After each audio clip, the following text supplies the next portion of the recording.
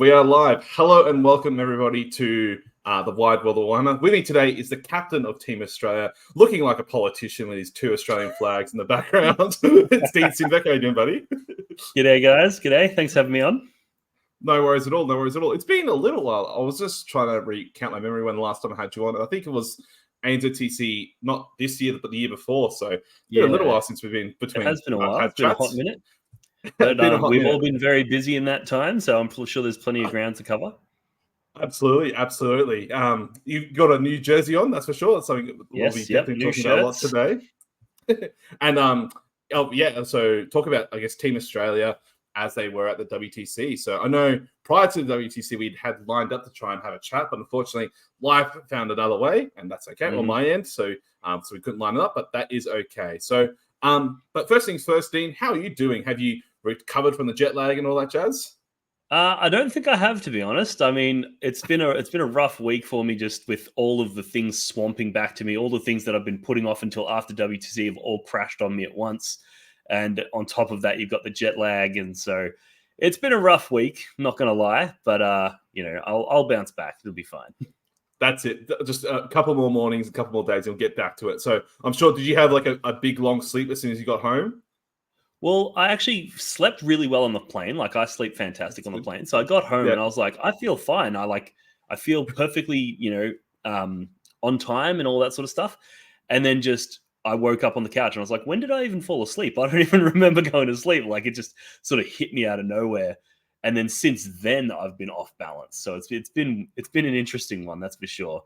Had a nice big long nap today at work when I was supposed to be working, because I was just like, I'm just zonked out. Went and had a lay down in the back of the car and just was like, yep, call me if you need me. I'll be in the car.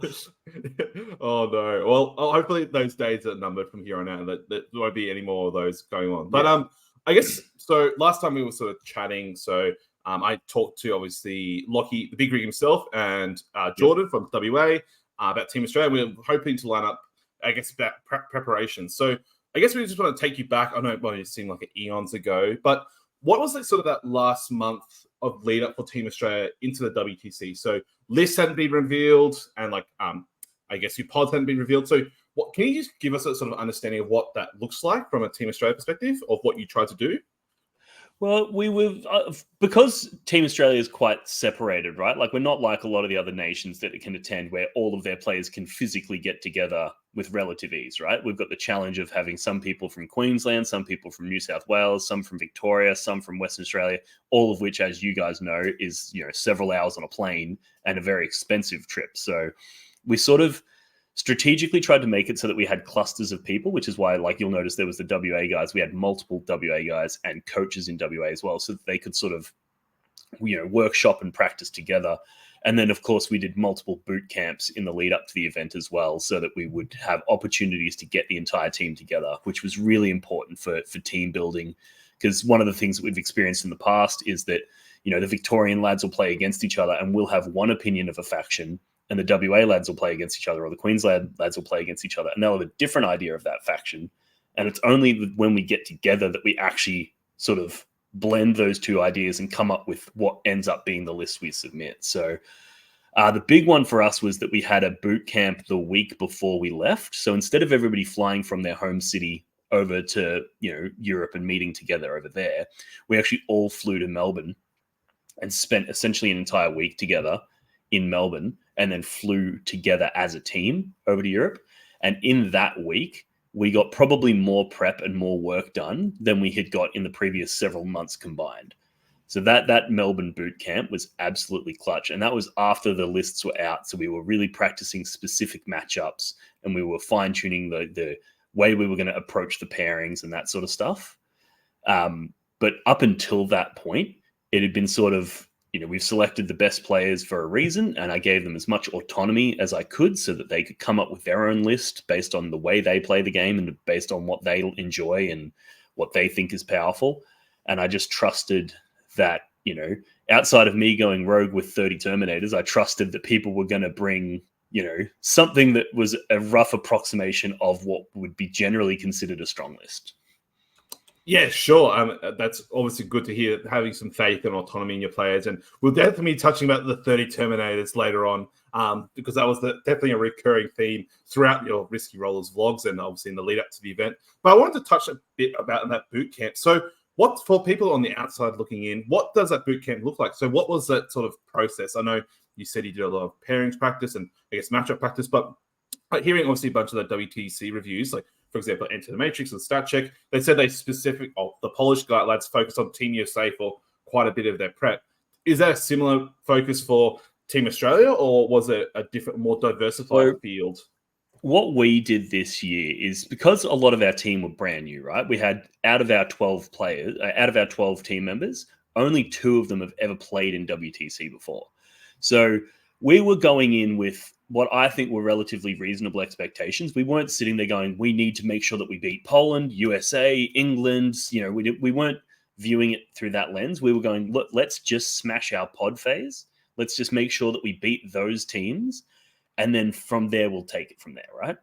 So we actually only really did hardcore prep into the teams that were in our pod, which was Malta, Norway, and Italy.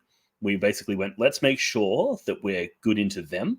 And provided we're good into them, we'll reevaluate that night after the pod round is finished. We'll reevaluate and we'll look into the other teams then. I didn't want the team to spend too much time agonizing over like Poland's Marine list, because I was like, well, if we don't beat the pod, we're not going to verse Poland. So we would be wasting our time investigating those lists. Now, with the benefit of hindsight, maybe we should have spent a little bit more time looking at France and Poland, but we just had no idea on what the strength of the team was realistically going to look like. So I basically wanted to prioritize just the specifics of those rounds.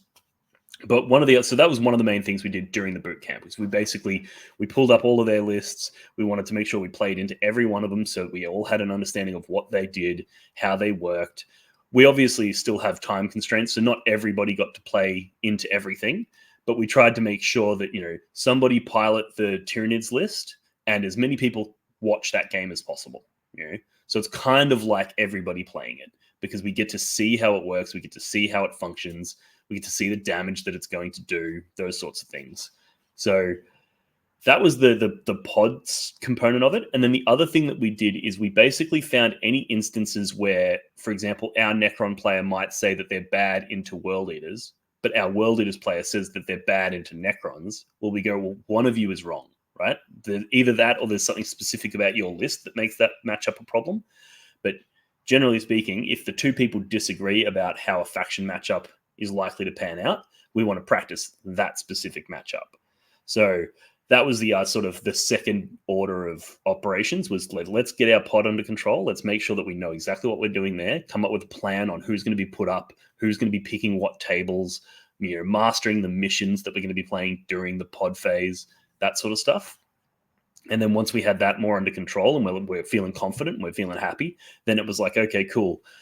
Grey Knights into Thousand Suns. Let's play that 2 or 3 times and see if it's flippable. Is this something that it does go badly, or is it something that we can sort of manage? And that sort of stuff was the sort of second thing we worked on.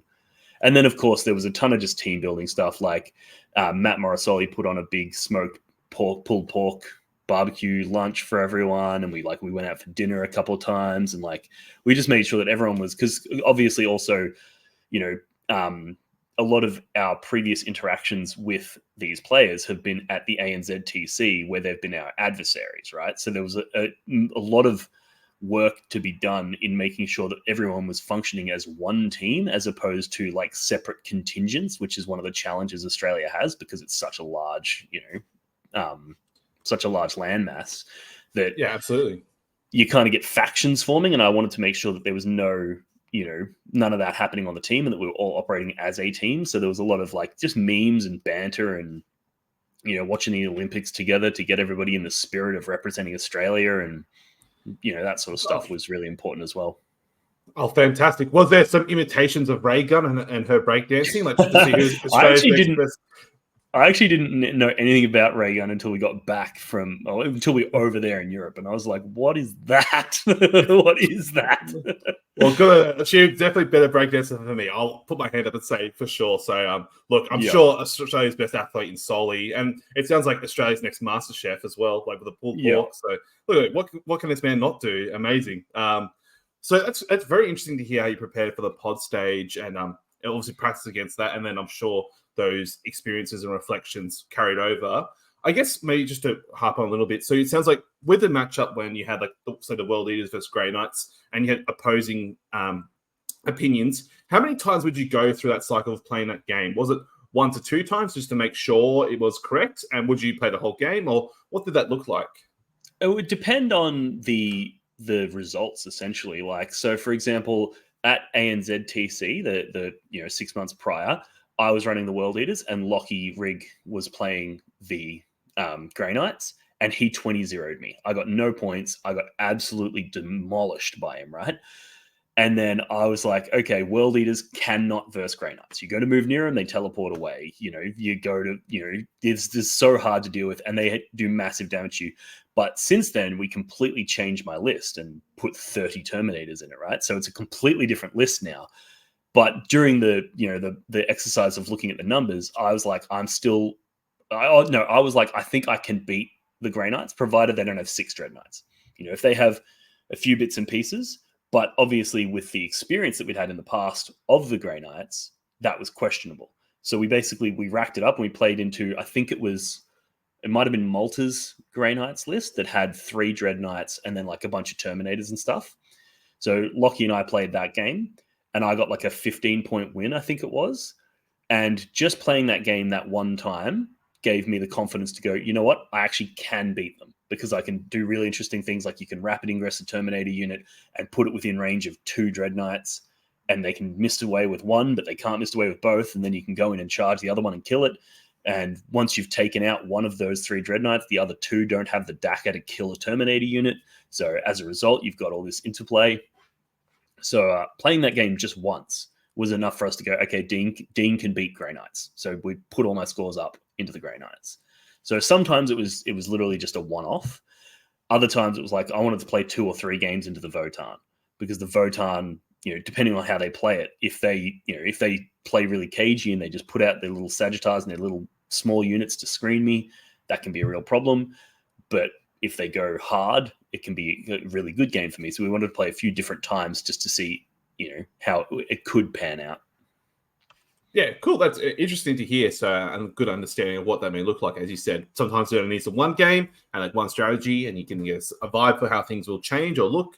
Sometimes you need a couple of times, and I'm sure as like different lists will change that matchup. So it's very interesting to understand. So I guess from that slumber camp or the slumber party that you had, how was the trip over to Belgium? So I guess the question. Okay, we should be live again. Apologies to that, everyone. First time that's happened in the stream history, but first time for everything. So, so apologies, Dean. So last time I'm leading you off. So we were talking about, I guess the flight over to Belgium. So any stories or any fun instances? Because I know Joshua Brody was his first time traveling overseas, so I'm sure quite some nerves and interesting, I don't know, maybe experiences.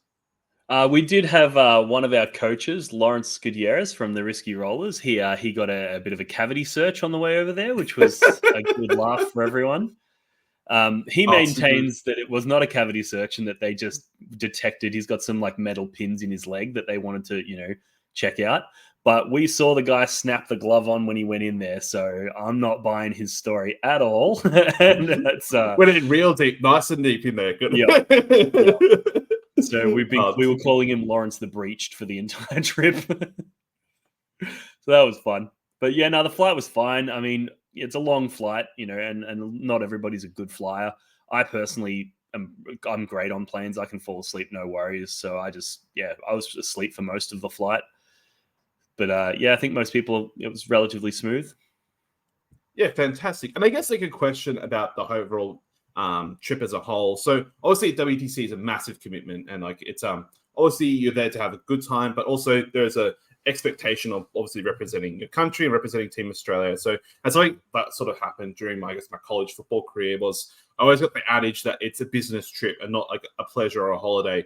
Was that something that you sort of tried to carry over to the team? And I guess what that means is like you're there for a reason and for a business and a purpose.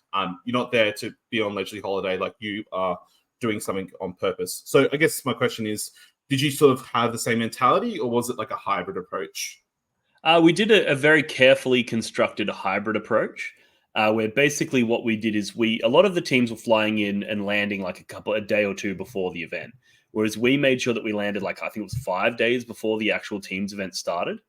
And the idea there was, but in the lead up in the boot camp, it was work, right? Like we were getting it done. Then we fly over, and the last thing I wanted to do is have people work really hard for a week, then have to endure 24 hours worth of travel to then have to go straight back into work mode. So what we did is we made sure that we landed and we had 3 days before the War Masters event. And that was everybody unpack, unwind, go visit the local sites. We had a drinking competition with Team New Zealand, like just really unwind and have a little bit of a mini holiday in Belgium before we get stuck into the business end of things.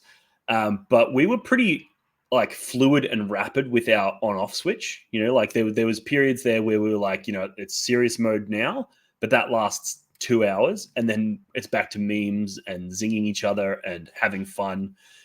And the team were really, really good at that. They knew when it was time to be serious, and they also knew when it was time to decompress.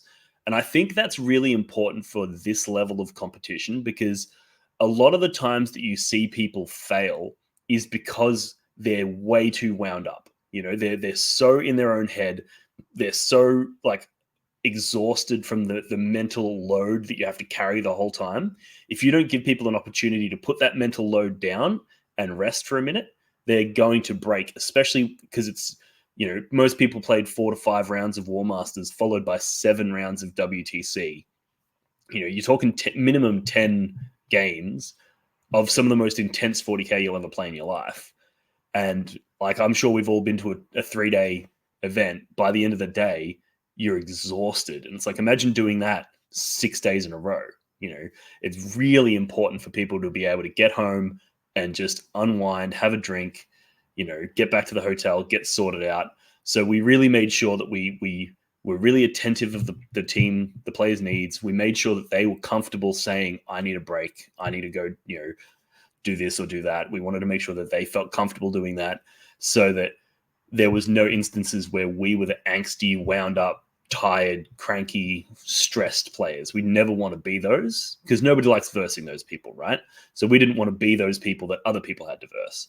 So we made sure that everyone was, well rested and in good spirits.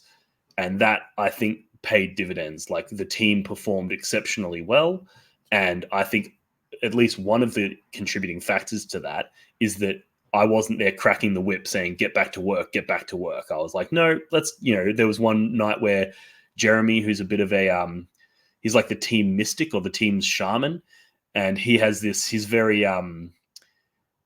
got this theory where every time he has double mains for 2 main meals, he wins the next round, right? So one night he has double mains. Everybody else has to have double desserts. He's just like, he's read the winds of fate and he's gone, nah, if everybody has double dessert tonight, we'll win tomorrow. So he then goes up to the shops and we bought every single thing of Ben and Jerry's that they had, brought it all back to the room. He's divvying it up. Everyone's laughing. And it was like every other team would have been angstily doing their prep and making sure that they're thinking about who they're into next round and doing practice games and all that. Meanwhile, we're listening to Jeremy talk about how it's important that, Jordan has to eat the chunky monkey and the cookies and cream, that's important. And it was just so much fun that I think that really did help the team perform at their best. That's fantastic. It's always good to hear a bit more wisdom and wise words from Mr. Martino himself. And obviously, it is very on brand that the T-Suns player for this year was very Zechian-like in the future and seeing the ways and stuff like that. So I've always heard the story of the double names. He was our weaver of fates. Absolutely. But to cast you back a little bit there, you talked about a Team New Zealand drinking competition. So we got to know those results were not published. So what happened there? Like, Who were you Oh, representing? there's some interesting video getting around. There's some definitely interesting video. So Finn, the captain of Team New Zealand, me and him have a little bit of an ongoing competition on drinking. It all started from Men's Masquerade 2 years ago. And I'm not sure if you guys have met Finn or if anyone in the chat knows him, but he's probably twice my body mass. He's a very, very tall man, and he's built and he's big. He's a big lad, right? And Men's Masquerade a couple of years ago, he came up to me and issued me the challenge to go drink for drink. And I was like, sure, why not? Like, you're a Kiwi. How much can you really drink? Like, Aussies will drink you under the table, no worries. And I went drink for drink with him, and we both got absolutely destroyed at that event. We were so drunk.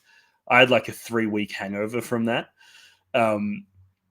So that sort of set this culture between me and him that it was always a drinking competition. So when we rocked up at the hotel and he's at the hotel, me and him just locked eyes and we're like, let's do this. And they had invented this really weird game where you get a deck of playing cards, just a standard deck of playing cards, and everybody that participates gets 2d6. And basically what you do is everybody rolls their 2d6, and then you reveal one playing card. And if your number exceeds that playing card, so say you draw a 6 on the card and you rolled a 7, you do nothing. But if you're less than it, you have to take a number of sips from your drink equal to how much you're less than it by, and everybody has to do that. And then you're basically just going around each person drawing cards, and it's the most brutal drinking game because if you're all snake eyes, you had to take an additional drink, and if you rolled box cards, everybody else had to take an additional drink. So the amount of times that like you'd roll snake eyes and 3 other people would roll box cards, and they'd draw like a 10. And it's like, okay, well, 10 versus the 2 that I've rolled, I have to take 8 sips from my drink. I have to take an additional 1 because I rolled snake eyes, and I have to take an additional 3 because they all rolled box eyes. So it's like you just finish your drink, and then you immediately have to roll again. It was absolutely Oh, look, who said GW rules weren't complicated? That drinking game rule sounds complicated enough. And they were 100% making up rules as they went along. Like the game just degenerated into absolute chaos. But that's what we were there for. And yeah, it was me, Ollie, a couple of the coaches. Most of the players were sort of not in business mode, but they were maybe less interested in partaking in destroying their liver. But I couldn't resist a challenge with Finn, so we got stuck into them. The results of that drinking challenge, I don't think anybody knows. I don't think anybody remembers how it ended. Just no one won. No one wins. No one wins that game. Look, I mean, allegedly, certain individuals got €100 out of it, but I believe there was some other competition and other. There was some bets and dares and challenges involved that I won't embarrass anybody with the details of. But there was definitely some interesting stuff.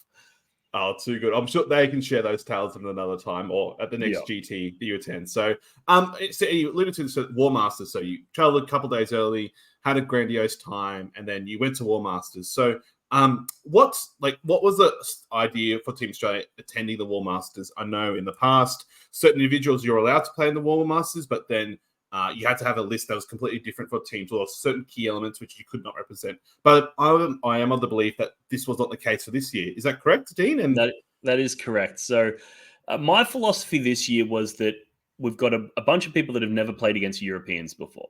And it can be quite jarring because you've got the language barrier to deal with. You've also got just differences in culture when it comes to the way that we approach the game, like, for example, transparency on the way that you draw cards, the way you do scorings, the way you use the chess clock, like whose clock is like.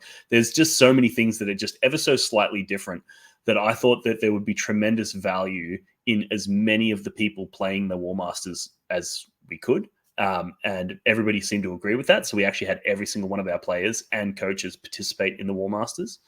And then as for the lists, whether or not they run their list or a version of their list to hide any tech, I let that up to the players. I was like, if you want to play your team's list, I'm not going to stop you. If you want to play something that's like different, then I'm not going to stop you. I personally think that everybody should have just played their team's list because the downside to that is obviously that other teams could come and scout. They could come and they could watch your games and be like, oh, that's what he does with this, and that's how he does that. But I think 10th edition it's not sophisticated enough for that to be really that big of an advantage. It's not like previous editions where you've got these weird combinations of units and stuff that it's like, what's he doing with that? Whereas like nobody's looking at a 10-man Scarab Occult Terminator unit that has a character with a relic that allows it to teleport and wondering what you're going to do with it, right? Everyone goes, oh, I wonder. He's probably going to deploy it and he's probably going to teleport with it. Like, it's not rocket science. So I think the downside is very, very minimal, whereas the upside is the amount of practice that you're going to get into, very likely, the exact lists that we're going to verse, piloted by the exact players. So, for example, Jeremy, I think it was his first round, he got paired into the Norway Tau player, who was the captain of Team Norway. So he actually got to play that specific game. And then he walked away with that with a complete new understanding of how that list worked. And he was able to bring that information to us. If he didn't participate in the War Masters, we wouldn't have got that information. And yes, they got the information as well. Like, they got to play into our Thousand Suns player. But if we're not backing ourselves to be able to utilize that information to our advantage better than they're able to use the information to their advantage, well, then we're not really backing ourselves as a team. And my idea was that, part of what makes us a strong team is that we have that ability to rapidly analyze and adapt the strategy. And, if the other players have that, that's great. But I'm banking on the fact that they won't. And I'm banking on the fact that we have some of the fastest minds in the world that are going to be able to use that information really rapidly. So gathering that information is really important. Oh, very cool. Very interesting. So, and you talked about there a little bit about scouting. So did you guys experience any instances of scouting from other teams or players? Yeah, there was a few people hovering around me because my list is obviously probably one of the most esoteric lists, maybe even at the tournament entirely, but definitely one of the most, interesting ones on our lineup. And Australia obviously has a reputation for being a very strong team and also has a reputation for running really out there lists. So there was definitely some people hovering. There were some opportunities where we could use this as a psyop as well. So when I noticed people were hovering around me, I would do things that I wouldn't do in the teams event so that they would see me do them, so that they would think, oh, that's what he's going to do. So there was one point where I noticed there was a few American coaches hovering around me. So I was just like, I'm going to take advance and charge this turn on my blood rolls, and I'm just going to send all the Terminators out into the open. It's like, I would never do that. That's not how the list was designed to function. But now they're sitting there going, oh, Dean plays it really aggressively. He just sends all his Terminators out and charges everything. So I was like, yep, cool. That's what I want you guys to think. You can go give that feedback to your team. And so it works out in our favor as well, as long as you manage it and you understand when you're being scouted and what information to present and what to withhold. But yeah, generally speaking, I don't think there was a massive amount of scouting because, like I said, the edition isn't sophisticated enough to justify it, in my opinion. Like, we didn't send our coaches out to scout. We didn't say, oh, we want... Yeah, we didn't do it at all. No, they're all too busy playing the War Masters. Yeah, well, that's true as well. We did have, like, the one thing about the War Masters is we also had a policy of the second you want to drop out of it, drop out. You want to be well rested going into the teams event. You want to make sure that you're not, you're already redlining before the actual event starts. So pretty much everybody in the team dropped out, after the third or fourth round. And then once that happened, they were then going around and sort of filling coaching roles and helping out and doing this, that, and whatever. And we could have used that as an opportunity to go and scout some lists. But yeah, like I said, I think most of the lists that we were preparing for, the ones in our pod, we had a really good understanding of what they were going to do. There wasn't any big surprises. So we didn't really want to, because the coach role, I think a lot of people underestimate how intense that coach role is. It's not just a come over to Europe and sort of hand water out to people. It's a very intense role. So I didn't want the coaches to be, redlining it all the way through and then have like a massive burnout before round 6. And then all of a sudden we go into the important end of the event with no coaching support. So, it was like I could have sent them out to scout people and find information, but I'm like, nah, you guys have had fun at the War Masters. Let's go back to the hotel. Let's do some laundry and let's kick back and have some food and whatnot. Hell yeah, exactly. Do some more R&R. So, you just touched on there, Dean, about the coaches. So, do you mind introducing who the coaches were for Team Australia? Then maybe like a brief synopsis of what their roles were within the team, because as you said, there's a more important role than just being a food and beverage person, but that is also important. Yeah. So the way I look at it is it's just like when you're building a list, right? You've got the damage dealers in your list, but then you also need your action monkeys. You can't win the game if you don't have somebody that goes out and just does the objective. You need something that can just go out and contest that objective. They don't have to do any damage. They don't have to, whatever. That's the sort of mentality that I wanted our coaches to have. One of the challenges that Australia's had in the past was we've had people in those player roles that are absolutely rock star players, but they weren't really adapted for the coach role. And what that resulted in was people getting a little bit too hands-on and a little bit too involved in things that perhaps they shouldn't have been. And it was a detriment to the team. So we basically sat down as a team, as a leadership, me, Jeremy, and Matt, so the previous attendees, and we basically said, look, like what happened in the previous year was a weakness of our strategy. So this year we're going to have a hard rule of only 4 coaches, and those 4 coaches have to have a very specific and clearly defined role, so that they don't tread into waters that they shouldn't. So essentially what we had was we had Dalton Nugent from the Risky Rollers. He was our pseudo head coach, so to speak, and our referee liaison. So his primary role was making sure that anytime there's a ref call that needs to be made, he was there, present.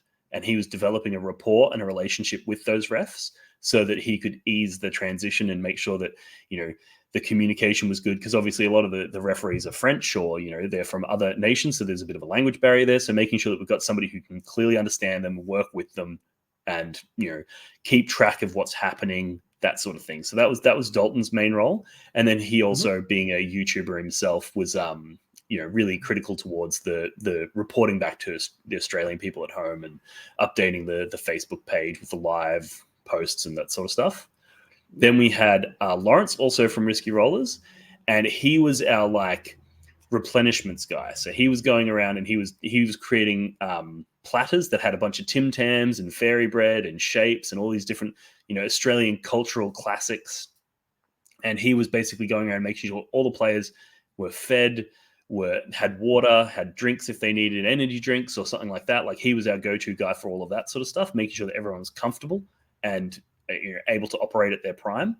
And even just that in itself was that takes almost a full round to do, because by the time you've refilled the 8th person's water, the first person's water needs to be refilled again. So he's just running around doing all that sort of stuff, getting that all ready. And then he was also helping Dalton out with a lot of the YouTube and the live stream stuff. He was doing all the graphic work for us and that sort of stuff. So he's busy doing that whilst Dalton's doing his referee stuff. Yeah. Then we had Oliver Johnson from Queensland, and he was our score tracker. So he was the one that was going around, when the pairings were done, he would update on what our predicted score for the round is.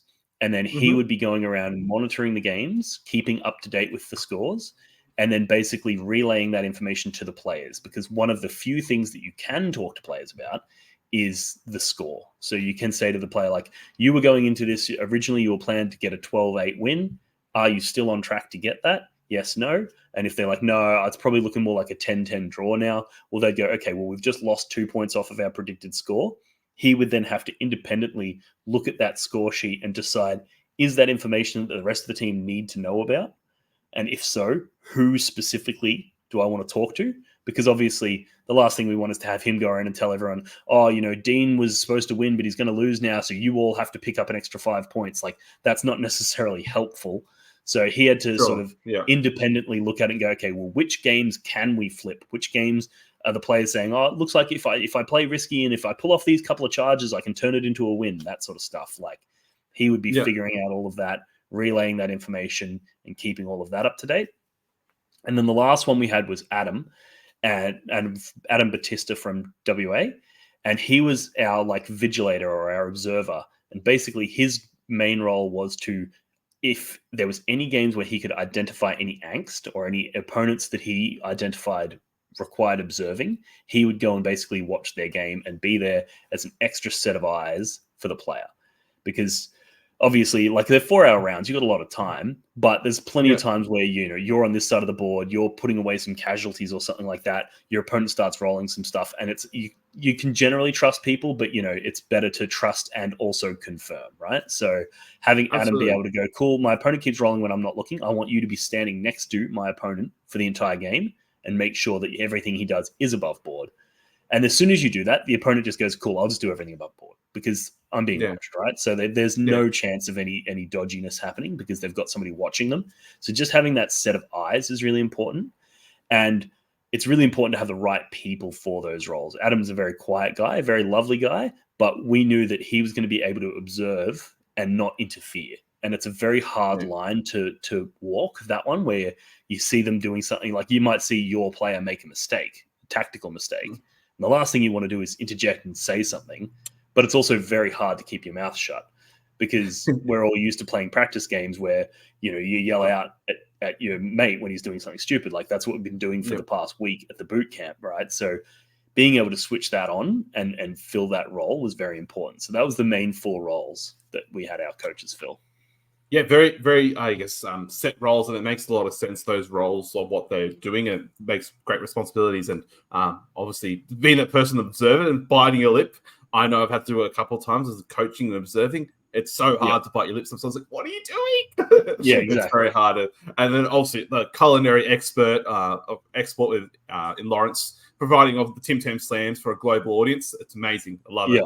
So the reaction that they had to the fairy bread was fantastic. They were like, "What is that?" That was so what good. is this goodness? Amazing. Yeah, amazing. It was very well received. Oh, very good. So are we heading to, obviously we talked now about a bit more of the WTC. So I guess heading into day 1, so this is, I guess, round 1 of round 2. So you would have played Malta and, sorry, apologies. Actually, day 1 would have been the end of the War Masters, and you have one round, which would have been Malta, correct? Yes, that's correct. Yeah. So how are the vibes heading in? So were people pretty angsty, or are they very chilled? Like, what was the vibes like heading in? It was really, really chill. We'd had a lot of fun already as a team in the lead up to that point. We had one thing. So every year, Team Australia does something silly during the pairings process, and the idea here is that it's to try to build rapport and set a tone for the match. And this year, what we did is we basically, as the first pairings cards went up, the entire team was like, ooh. And then when it was flipped, we would go, ah. And then we'd do a little golf clap. And we did that every single time something was put up. And it's the whole team doing it. It was absolutely hilarious, to the point where like the other teams started getting in on it as well. So you've got like every other table, you can see all the different pairings tables around. Like you can see USA versus whoever over there, and you can see Spain versus whoever over there. And then whichever table the Australians were at was loud. And we were all like, whoa, and then all laughing. And that really set the tone for each match, that we're here to have fun. And we're here to not take it too seriously enough that we're, paying respect to the event itself, paying respect to our opponents and to our nation, and making sure that we are representing, competitive 40K at its finest, but also making sure that we're having a laugh before the first dice is even rolled. We're having a laugh. And because we started that from day 1, when we went into that game into Malta, there was undoubtedly some nerves because it was people's first games into the WTC, opportunity. But I think by and large, everyone was very relaxed, both us and our opponents. And we had an absolutely fantastic round into Malta in that first day. Yeah, because obviously for them, it was their first time. So they sort of had a UN team last year where a couple of their key members played for the WTC, but this is the first time as a country as a whole they played as the WTC. So everything went well. There was nothing to talk about in regards to that. So no, there was no hiccups. I mean, and I think that I'm glad we did get them on that first round, because for a lot of our players, it was also their first time. So it wasn't like we were getting paired into some like veteran team, even if it was one of the lower performing veteran teams, but it was like a veteran team. Could have potentially been an asymmetry between our experience. But because obviously a lot of their players, it was their first year, and most of our players, it was the first year, I think both teams were just excited to get stuck in, and I think that vibe carried throughout the entire round. And there was one point where I looked up and I was just filled with a sense of pride when I could see every one of my players, and they were all laughing with their opponents. Everyone was like laughing and having fun. And I was just like, and then I actually get Ollie comes over and I'm like, what are we doing score-wise? And he's like, yeah, we're crushing them. And I'm like, yep, awesome. That's the 2 things I wanted to see. 1, we're performing well and we're getting the big win. And 2, everybody's having fun. That's made me feel so happy. And it was really good to see, like, obviously there's a ridiculous amount of pressure when you're in the captain's seat to make sure you're selecting the right people, make sure you're inspiring them to do their best, making sure the lists are right, making sure that you've got all the admin covered. So being able to look up and just see, sort of the plan come to fruition, and everybody's having fun and we're doing well. It was really, really like wholesome moment for me. Oh, it's fantastic. It's always good to hear. And I'm sure something that you're very proud of, like seeing that moment come to fruition. It's always great to see and hear about. So I guess after day one, and I heard obviously, so I talked to Ollie as he came back from WTC. He said they were very good. Like obviously, yes, a Siege 14, but there were some very good players there, and it's caught him by surprise in particular. So that 7 Greater Demons list was not a meme by any stretch of the imagination, is what I heard from him, and it was pretty good. I don't know who played against it on Team Australia, but I'm sure it was. I think Matt Marisoli played against the Demons list. Yeah, so there you go. So, but anyway, so heading into day 2, so obviously you're playing against Team Norway and then Team Italy. Was there anything that you came across that during the day that you want to recount about? Not particularly. So we played into Team Norway, and I'd been speaking with the Norway captain in the previous round because obviously he played against Jeremy in the singles. So we were joking about that. We were joking about whether or not me and him were going to pair into each other. Like, we're going to have a captain's off. Like there was a lot of banter and stuff. So when we got stuck into that round, it was a fantastic sort of energy going into it. I actually got paired personally. I got paired into their guard player, who is somebody that I had played in the War Masters last year when I was a coach. So there was a sense of, at least from my perspective, there was a sense of familiarity there. It almost felt like we were playing with friends. Nice. So that was a really positive round. There was one instance that came up in my game that was something that I'd never experienced before, and I'm still sort of analyzing what I would have done in that situation, where we had a really critical ref call, where basically one of the things that the coaches do while the pairings is happening and while the team's getting ready is they set up all the tables, right? And one of the Norway coaches set up their table, and then I got paired into it, and then my opponent's won the role to pick deployment zones. So he picked his deployment zone. I went over and started setting up on mine. And when I started setting up, I could see that there was 2 objective markers that I could hold from behind a wall. So I'm like, yep, cool. I'm going to deploy 1 unit of Terminators here, 1 there. My plan is, he was playing guard, so he's going to shoot me all day. But I'm like, I'm just going to move 2 units of Terminators up and sit on those objectives out of line of sight. And that means I've got a locked-in 10 primary for the entire game, because he's never dislodging those Terminators. So that was my game plan. I've looked at it. I've come up with a plan. He got first turn, so he moves out onto the central objective. I send some Jackals out to fight him back, move up onto my objectives. Then he has his turn 2. Then we go into my turn 2. We're like, half an hour into the round at this point, maybe even longer. And I go to score up my things, and he's like, oh, you're only on the 1 objective. And I'm like, no, I'm on both. And turns out that second objective was not supposed to be able to be held from behind the wall. And when their coaches have set up the table, they've set up the table wrong, and they've set the objective up so that the aura spills into the ruin. And I was like, well, like I planned my entire deployment and first turn around the fact that I would be able to hold that. I understand that I'm not supposed to, and we checked the map pack, and that's correct. We're not supposed to, but I'm like, but what do we do so here? Much has happened, that's a really hairy one. Like, what's the solution? Because if the solution is just move the objective marker to where it's supposed to be, well, then I've been severely disadvantaged because I've planned around the table as it was, as I arrived at it. So that's a disadvantage for me. But if you say, oh, no, it's okay, Dean can hold it from behind the wall, well, then my opponent will be upset because he's like, but I picked this table with the idea that he wouldn't be able to hold that. And he's planned his turn around me not being able to hold that because the objective that was set up in his deployment zone, you couldn't hold.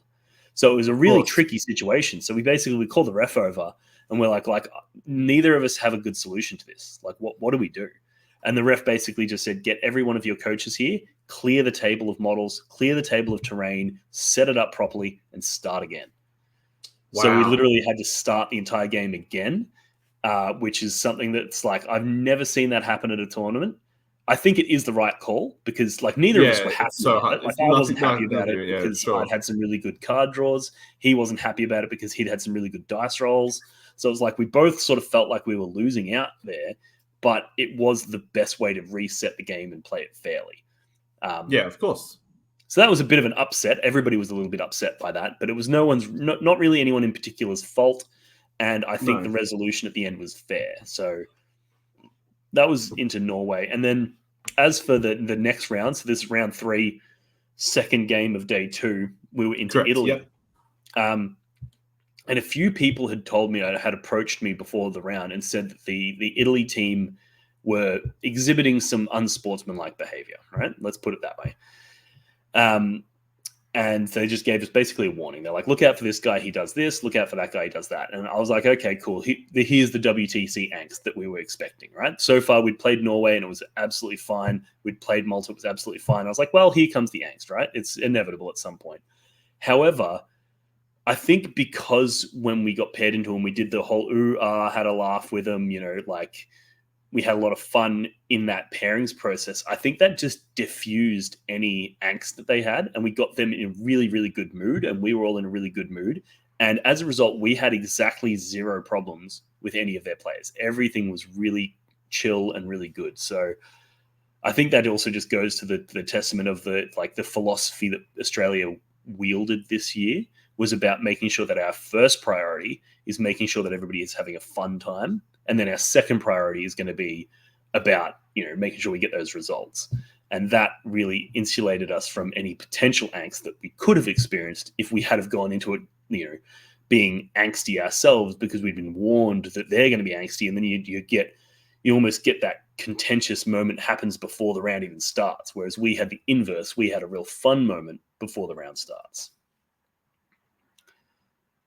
Sorry, I should have myself unmuted, right? That's professionals. Professionals happens to the best of us. So yeah, that's a really great approach to it. Obviously, I know we were talking before the call about like when you start things off, I guess contentious, like it's so much easier to be escalated. Whereas if you start things off nice and neutral and friendly, you start off like and give people their best chance to be the best selves. So kudos to you and the team for doing much, and obviously taking into consideration like, hey, just be on your best behavior or just take this consideration, but give everyone their best time of day and chance to show their best sports and stuff like that. So amazing, really, really cool. But obviously into Italy, look, obviously they're a C2 team and they've performed historically relatively well. You guys just got scraped a narrow win. Was it quite hairy for you in round 3? Like were there times like, oh crap, we're going to go down here or draw here? No, I think for most of it, we were looking at like a relatively small win the whole time. I think there were a few people that scored slightly lower than predicted and a few that scored slightly higher. There was a couple of, I think that one of our players went down pretty hard, but that happened early and we had that information early, which is always good, right? Like if you're going to lose hard, make sure you lose hard fast.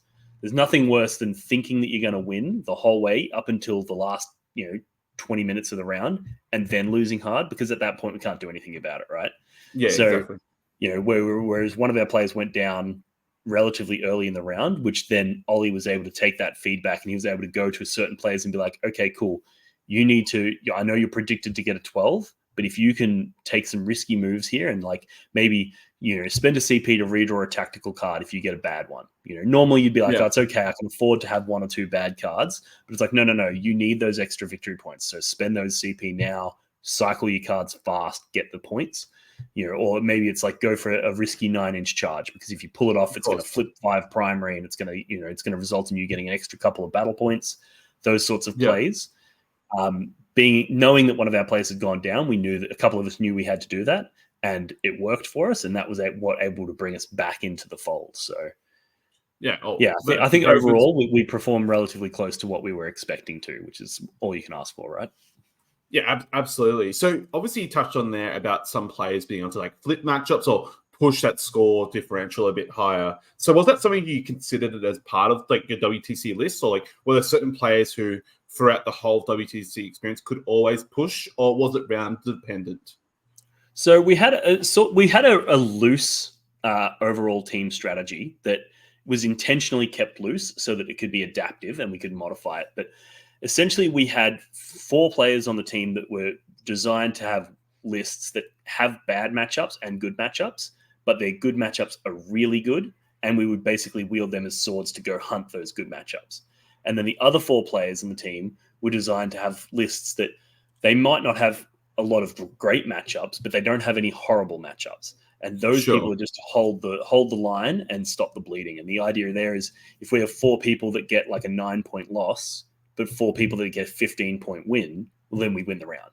And if we can just consistently do that, that's fine. So we had people where it was like, if you're put into a matchup and you're like everybody against their team, everyone I'm going to lose to, like my list is bad into everyone. It's like that's actually not a problem. It sounds like a problem, but it's not, because somebody has to cop those bad matchups. And if you copying that bad matchup facilitates somebody else getting a big win, well, then that's good. And then we weave into that the personalities of the team. There's some people that, when they start to lose, they lose momentum and they lose oomph and they lose even harder. And those people tend to also, when they start winning, they gain momentum and they win even harder. And then you've got other people that, regardless of what happens, they keep a relatively stable game plan. And we basically paired those people. So, to give an example, Jeremy Martino, he's one of those stable people. It's like if he's winning, he will continue to win, but he doesn't like go Super Saiyan and turn it into a massive 20-0 win. He just keeps winning. Sure. He gets a consistent 12 or 13. And if he's losing, he's probably only going to get an 8 or a 9. It's very hard for him to like get rattled and get a big blowout. Whereas Reese, the other Victorian that we took, he's one of those people where the second he's got on top of you, he just absolutely pushes you into the dirt. So he was one of those people who were like, okay, let's put Reese on a list that has bad matchups. That's fine. But let's get him his greens and he'll put it down as a 12 or a 13. But if he starts getting that 12 or 13, he'll very quickly turn that into a 17 or an 18. So that was sort of part of the team's strategy, was taking people's like personalities and their people's play styles, marrying that up with a list that's going to achieve the team strategy. And I think that's one of the things that we did probably better than anything else this year, was make sure we had the right people on the right lists performing the right role. Yeah, that makes complete sense. And I guess just to like sort of rehash the question a bit. So for each round, was that adaptable? So for example, when you used Reese as an example there, were there some rounds where yes, obviously he's got a green favorable matchup, but it's less likely he's able to push. So you would ask, say, Lockie to push maybe a bit harder, or was it a general strategy where all four could generally push? Does that make sense? Yeah, that makes sense. Yeah. So it would depend on a few things. One, it would depend on how our matrix looks into theirs, as to who we use in what role, in what capacity.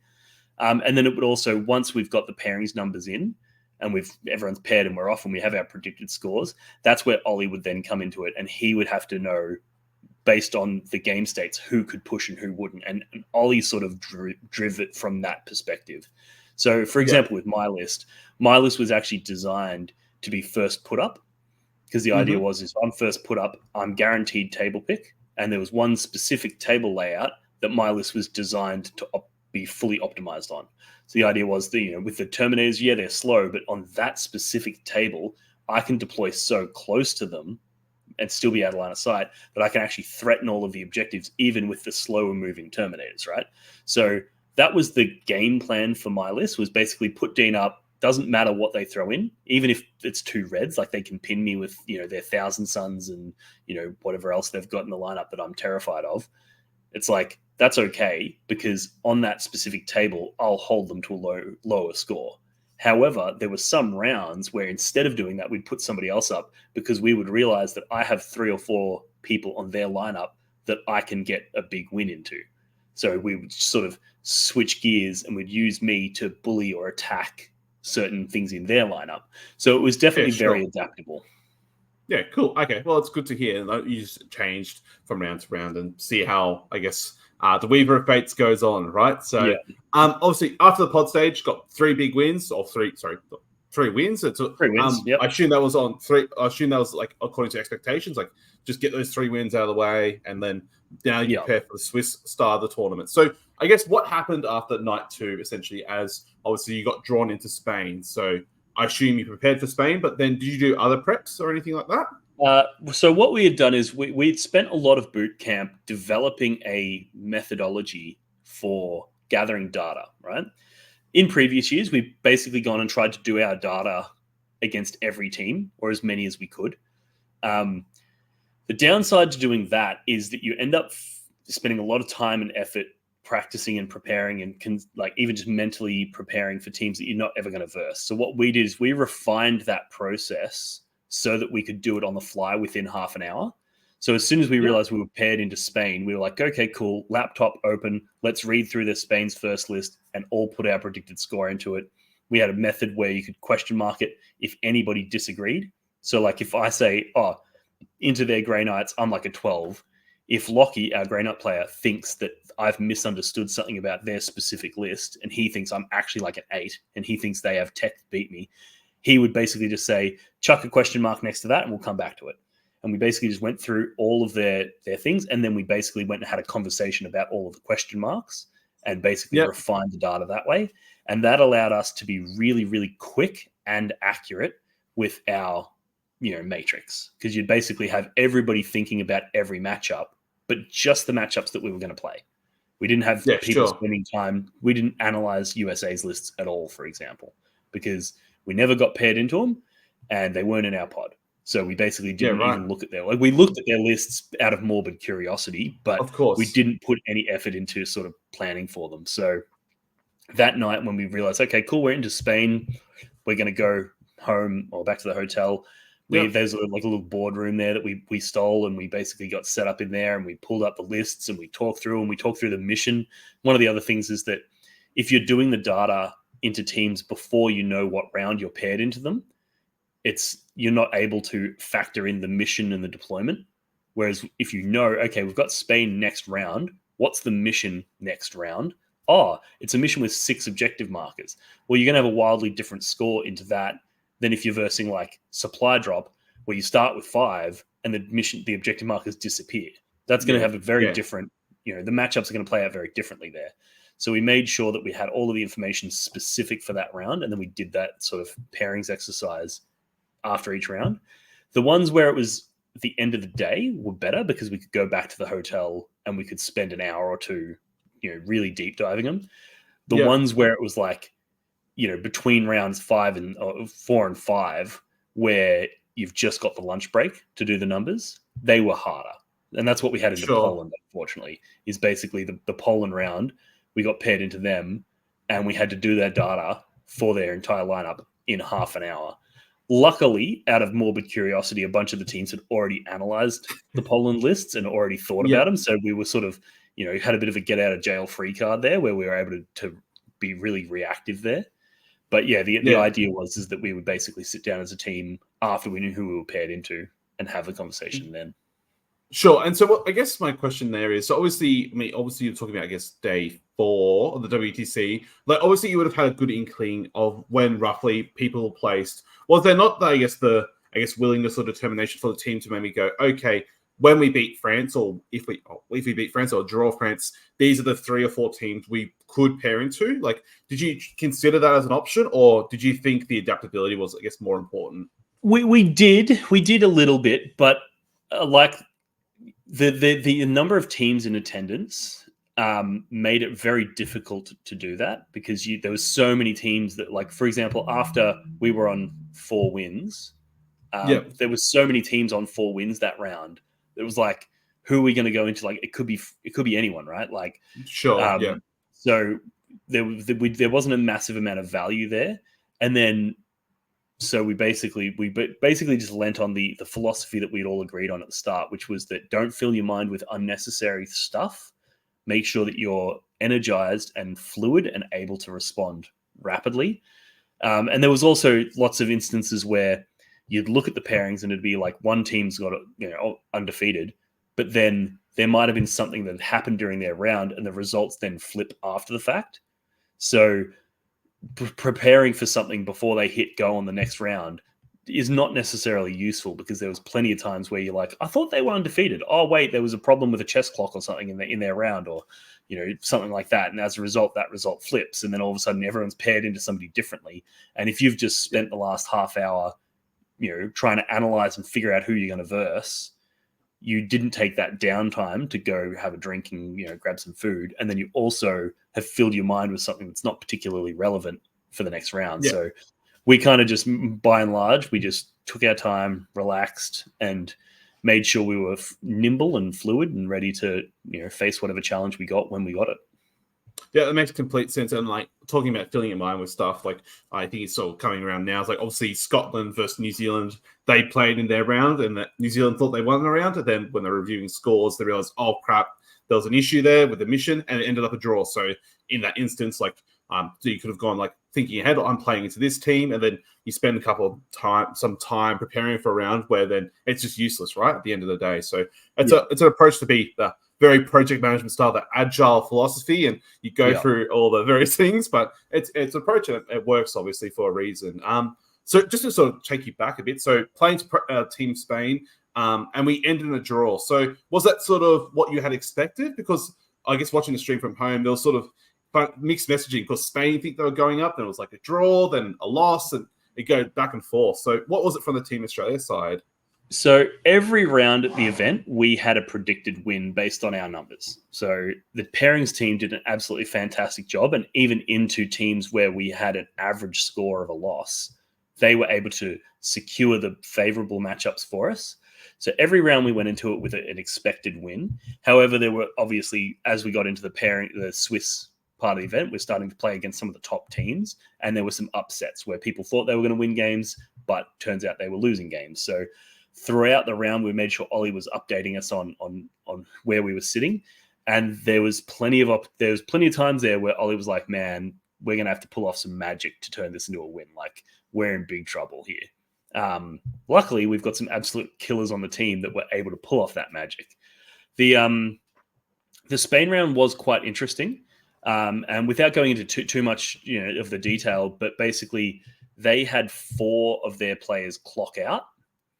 And at the WTC, there's a rule where basically if 3 players or more clock out, it's a yellow card, right? So there was one point where, the players had clocked out over and over and over. And then we got to one game, which was Callum's game, where his opponent had clocked out. And basically his opponent was basically fighting to argue that he didn't clock out and that Callum had used some of his time. And Callum's like, yeah, you used some of my time. We had this conversation last term where, you forgot to click the clock onto me. So I did my movement phase on your time. So I then clicked it on, I made sure you used your movement phase on my time. Like that sort of conversation. I wasn't privy to the conversation, but that's the general vibe I got. Yeah. And then when he clocked out, he basically the referees all got involved and there was a little bit of a contentious moment there where they were debating, what's going to happen here. And the referees basically ruled it that, the clock is what it is. If at any point you felt that the clock was inaccurate, you should have got a referee at that point and said, I think the clock's inaccurate. Can you help us fix it? The fact that they're waiting until the clock says 0-0 and now you're bringing it up, there's not much a referees can do at that point. So the referees basically ruled it that, no, your clock says 0-0, so you're clocked out. Callum, you can finish your turn and, whatever. And that got us into a draw. Then after that, we walked away with our draw, but we're relatively happy with a draw, right? Like you're playing, you're very deep into the event now. You're playing against another undefeated team, a very experienced and veteran team with some really fantastic players and some really lovely guys as well. Like my game into Spain, I played into their Demons player, and it was one of the most fun games of 40K I've played in a long time. It was absolute sweetheart. Yeah. So there was no harsh feelings or anything like that. The energy was still high. But it got a little contentious right towards the end when the clock started becoming an issue. But we walked away with our draw and we're like, yep, we're happy with that. And then the head referee, Jay, came over to me and took me aside. And he's like, basically explained this rule where if 3 or more players clock out, it's an instant yellow card. And he's like, so basically the Spain is going to receive a yellow card, which is going to be a penalty of 25 points off of their battle points. Mm-hmm. And he basically said, I normally wouldn't do this. However, there's an opportunity here for you to, quote unquote, give them some of your time, even though the round is long finished at this point. He's like, you can give them some of your time and basically just say that only 2 of them clocked out. And as a result, they would avoid the yellow card. So he basically left their fate in my hands on whether or not I wanted them to receive a yellow card. And I had just had an absolutely fantastic game into their Demons player. So I was like, I don't want to hurt this team. So I basically went and grabbed my team, grabbed all the Aussies and said, guys, I just want to hear your opinions. Let's have a vote. What do we want to do here? And it was unanimous that none of our players wanted to card Spain. Even though we did have clock issues in a lot of games, the clock issues, none of our players clocked out. All of our players got to spend their full time. So none of our players felt that they were wronged by the clock. Everybody felt that their Sure. games arrived at a close enough to a natural conclusion. So we basically went and told Jay, like, we don't want to card these people. They're lovely guys. They've done nothing wrong here. So we don't want them to receive any penalties. Maybe a warning, just let them know, make Of sure that you course, don't yep. block out in the next round. So we basically said that. Jay gave me a big hug. He was really appreciative because he didn't want to card them because, being a referee or a TO, having to issue yellow cards is an unpleasant experience. So No, absolutely. Yeah. he basically said, gave me a big hug. And then he's like, oh, you can go let him know if you want. And me being the troll that I am, couldn't resist the opportunity. So I've walked over to him and I was like, oh, Sandre, which is their captain. I was like, come over here. I need to talk to you. And he comes over and I'm just looking down. I'm looking real somber. And I'm like, look, man, like, it's a real unfortunate rule. I don't like that rule, but, I had to speak to the team and like we put it to a vote because I didn't think it was appropriate for me to make this call. So I put it to the vote. And I mean, it was unanimous, man. It was unanimous. We don't want to fuck you. And then I just gave him a big hug and I was like, you're fine, mate. I'm not going to card you. And his face went from like absolute dread to this massive smile. And his whole team was watching this whole exchange and they're all just like, yes. And then they all came around and we had this big group hug and it was a real wholesome moment. It was a real good fun. Amazing. That's great. Yeah, so they avoided the card because of that. Yeah. Oh, well, that's good to hear some of the context and history behind because obviously on stream we saw what was happening and it's good to understand more of the rule behind it. So obviously that makes it's a big impact having a yellow card because obviously that flips that draw into a win for you guys and obviously impacts the round. And obviously it impacts the whole pairings moving forward. And look, obviously in the end, Spain did come second and they probably couldn't have podium or it would have been very hard for them to podium with a red yellow card. If that yellow card had have been applied, they wouldn't have been on the podium. And as far as I'm concerned, like they did nothing wrong because all of our players were able to get their game done. It would be a different story if one of them had clocked out and then as a result they're rolling their saves on our clock. And as a result, our player didn't get to have their fifth turn because now the round is done. If that was the case, then I'd be like, okay, maybe they do deserve some kind of penalty for that. But because every one of our players got their games done and every one of their players was an absolute sweetheart, I was like, why is there a penalty being even discussed here? Like, there's no issue here. Sure. So I think it was a very good job of the referee team to recognize that discretion could apply here and that not every rule needs to be followed to the letter. There is a rule saying that if you have 3 people clock out, that's a yellow card for the team. However, in this instance, that was an inappropriate penalty. And I'm very happy that I was given an opportunity to weigh in on that. And I'm very proud of Spain for what they were able to achieve because they were on a razor's edge and they were able to rally their squad and pull it together and get on that podium. So that's a fantastic result. Yeah, absolutely. So that's good to hear, and obviously, a tough call to make. Like, I wouldn't want to be in your shoes, but it's good that you went back to your team, reported it, and then made an ultimate decision of obviously respecting the clocks and what you guys decided as a team was decided as a team. So that's awesome. So obviously from that round, drew into Spain, then you played into Austria. So for the second year in a row, we played into Austria. So the country that they get mistaken for letters all the time. We get changed like doppelgangers, like bad doppelgangers, but doppelgangers nonetheless. So I guess, what do you guys think heading into Austria for round, I guess, day 3, round 5, 6, 5, 5, 5. Sorry. Yeah, this was the round 5. Yeah. Because 6 and 7 was France, Poland. There is one more thing. There is one more thing that I just remembered into that Spain round. However, so after all this has gone down and we've told them we're not going to yellow card you, it's fine. We actually then went and sat down as a team, and a couple of our players remembered that round was secure the banners or raise the banners was the the second mission rule, and they had forgot to record their banners. So they realized, hang on, I scored 4 banners in that game, and that would mean that I won my game instead of getting a draw, which would mean Australia actually beat Spain if the scores had been recorded accurately.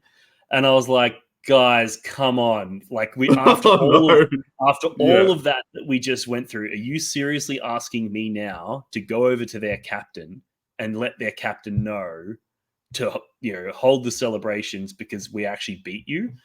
And so we had a conversation about it as a team, and we basically said, let's just go talk to them and see what they have to say, right? We're not going to pressure them into trying to change the result. The next round hasn't been paired yet, so we've got time. We basically went and pulled the players aside, and we basically said, do you agree that, this person scored these many banners? And they're like, yes, they did. Do you agree that? Yes, they did. So we looked at the scores, and we're like, we actually beat you by 1 point, right? So we're like, okay, let's go get a referee and talk to them. And basically, by the time we tracked down the head referee and brought him over, they were minutes away from pairing the next round. And we basically said, here's the situation. And they just said, no, sorry. I understand both captains are in agreement and all the players are in agreement that Australia actually won that round, didn't draw. But it's too late. You've left it way too late. So basically, get over it. It's a draw. Learned. Yeah, I guess so, it even happens at the highest level of the game. Like people forget missions. Yeah, exactly. And as far as I'm concerned, like part of being a competent player, somebody that can play at that world stage, is just being good at record keeping. Like I was, I'm not gonna lie, I was a bit disappointed in my players for having not recorded those scores. Like in your turn, you've moved out onto that objective with your battle line unit. The plan was to raise the banner. Like, why didn't you record it? Like it's not rocket surgery. No. But we all make mistakes. I made plenty of mistakes whilst I was over there. So by no means am I like scolding anybody unfairly here. I'm just basically was raising with them like, here's a lesson that we can learn together is make sure you are recording your scores accurately so that we don't have this situation going into the next round, which was Austria. Absolutely. Yeah. That makes complete sense because obviously that 1 point there impacted a draw to a win, and obviously in worst case scenario it could be a loss into a draw, and it could determine the whole WTC in the end. Like one differential decided multiple rounds, so moving forward. So we were about to talk about Austria. So second year in a row. What was it like heading into this round? Well, it was good. I mean, it's second year in a row, but like I said at the start, we had almost a completely fresh team this year. So. And I think a lot of their players were fresh as well. So it didn't really feel like a do-over of the previous year or anything like that. It was just another round. Some really strong opponents, some really strong lists, but we had a good pairings team that got good results. And then our team were able to, by and large, deliver on the results that we needed, which was fantastic to see.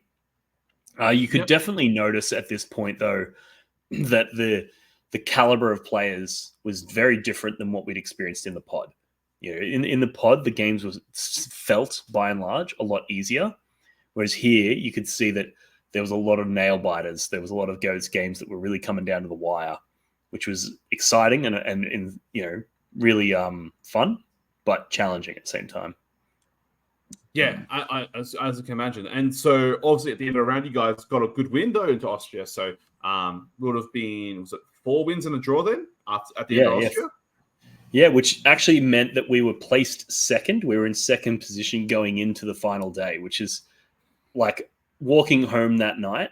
I was like walking on sunshine. I was like literally, because it was a European summer, but also like I was so proud of what the boys were able to achieve. We were able to play, with our heads held high, very high level of sportsmanship, a lot of fun. And going into the final day in second position was, way higher than I had expected the team to perform at. So yeah, we were all really happy, really high energy that night. Oh, fantastic. And it's good to hear, obviously, high energy. And obviously prior to the event, not many people speaking us highly, but I'm sure at the end of day 3, they're like, oh shit, Australia's here to play. They've got other players and Liam Hackett and all these people who've been WTCs in the past. There's some top quality players. And I fair to say they still think that to this day now. So despite what the end results may look like. So end of day 3, obviously we know we're about to play into Team France. And I know prior to WTC, when Soli and Martino were going on to various podcasts, obviously a good mate, Adam Camilleri and Artable Down Under, they said Team France, they got the best team comp of the event. And some people are predicting them to win the event without much spoilers ahead. So I guess, what did you guys try and do heading into preparing for Team France? So Team France were pretty heavily favored. They actually, and I only just found this out recently, they actually had all of their players were on a specific diet for the event, apparently. Like on a sort of an athletic diet. They were on exercise routine. Like they were in tip-top form. and they were taking this very seriously. They were all still being lovely sportsmanship, but they were taking it seriously. They were here to win. And that night was the night that Jeremy, was weaving our fates and decided that we all needed to eat a liter of Ben and Jerry's each. So that was while I have no doubt that Team France was sitting in their hotel, analyzing our lists, coming up with pairing strategies, probably even playing a practice game or two. Meanwhile, me and Jeremy are giggling to ourselves as we're walking back from the local shop with just this massive bag with 12 liters of ice cream in it. We're bringing it back, just giggling to ourselves. So, and, with the benefit of hindsight, that was probably our downfall. It was probably something we should. Ben and Jerry's. We probably should have taken that a little bit more seriously. Like, we did still, whilst we're sitting there eating our ice cream, we did go through their lists and we did go through pairing strategy and all that sort of stuff. But I don't know about everybody else on the team, but I got bugger all sleep that night because I was full of ice cream. So, yeah, but that's how we strategized and prepped for France. We knew that they were going to be one of the strongest teams going in. Our data also wasn't particularly strong into them. They had some really esoteric lists that were, off meta and in interesting ways, and they were going to be difficult for us to verse. So we knew it was going to be a hard round. We probably didn't expect it to be quite as hard as it was, but we weren't fooling ourselves that we were in for the fight of our lives to win that round into France.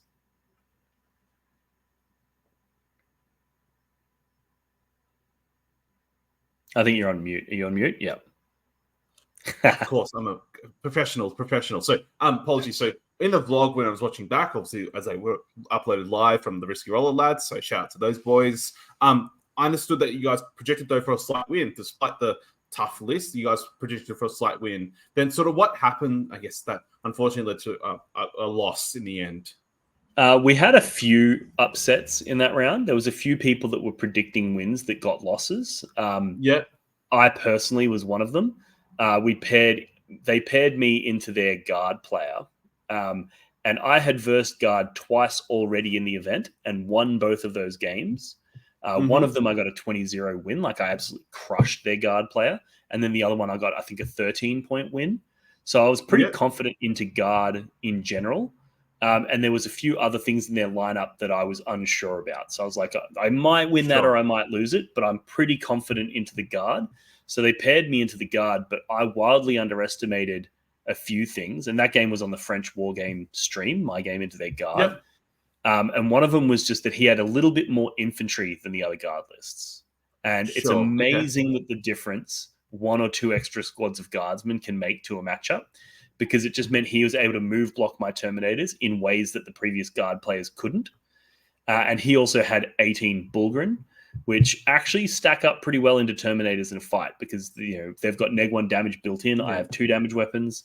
They have 2 damage weapons, but I have a stratagem for -1 damage, but I can only do that at 1 unit at a time. So basically, if we have that big fight in the middle, they actually come out on top. And he can also use orders to give them extra OC to flip objectives. There's lots of stuff he can do with those. And then he also had 2 Rogel Dawn tanks, which is something that none of the other guard players had. So I've gone into it thinking, it's guard. He has no indirect, so he's not going to be able to shoot my Terminators until I present them. And, so I'm going to, I was pretty confident that I was going to win that game. But he was a very, very good player, and he was able to use those infantry squads to screen me and block me in and prevent my Terminators from ever connecting with his Bulgrin. I never touched his tanks at all, which meant that they just got to absolutely blast me off the table.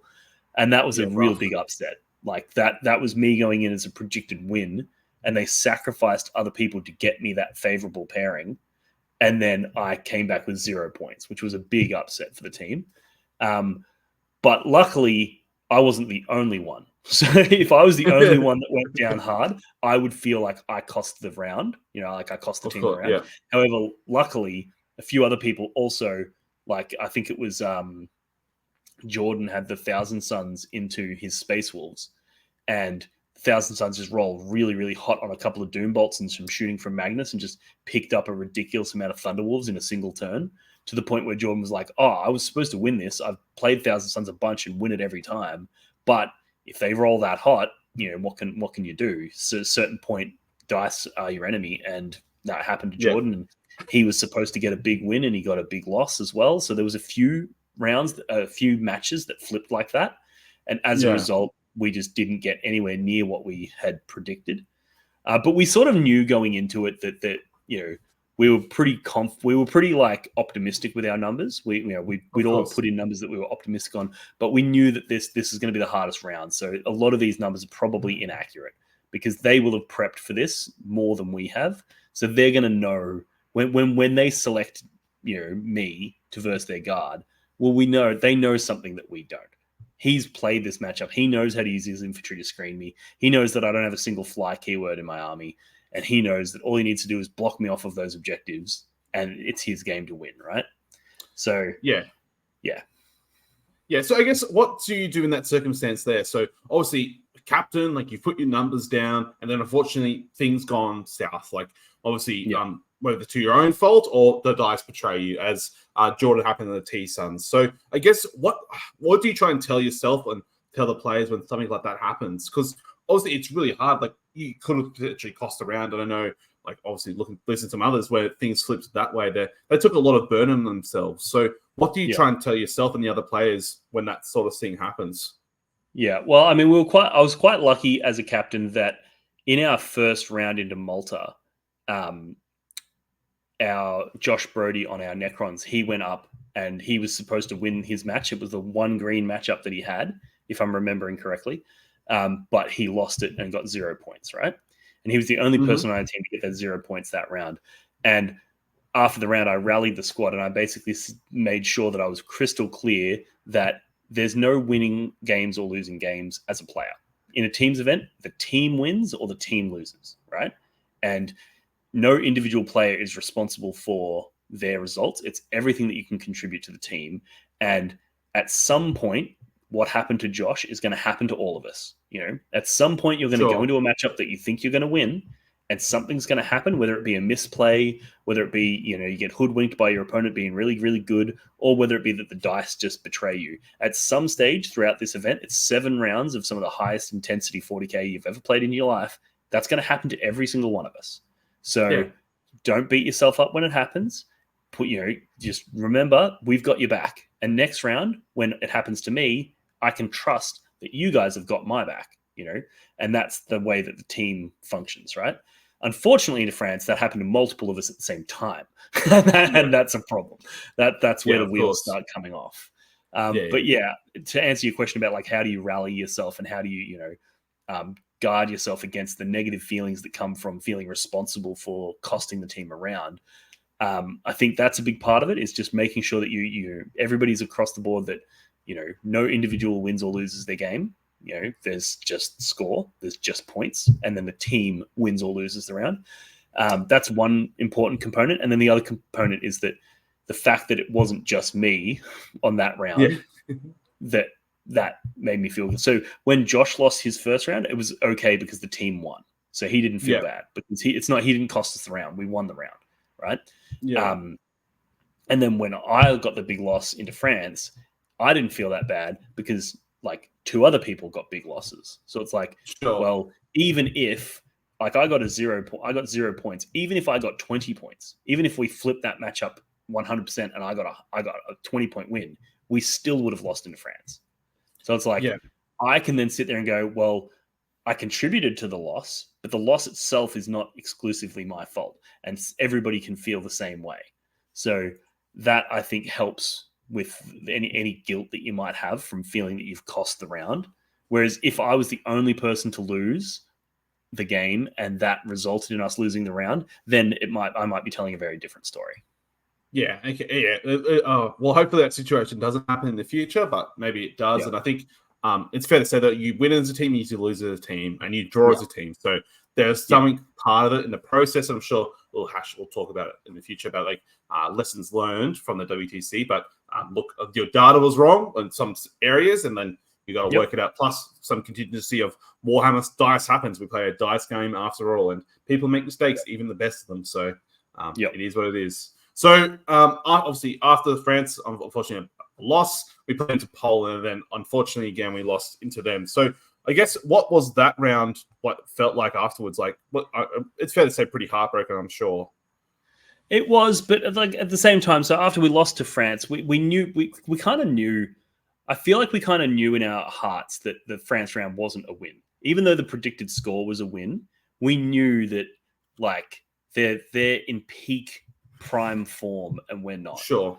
And they're going in heavily favored this year. We're not. So we knew it was going to be hard. And so when we did lose, we were like, that's okay, right? And because we were riding such a high from going in placed second at the start of the day, like you can get knocked down a peg, but you're still all the way at the top, right? Like you're still really happy with the results, even with that big crushing loss.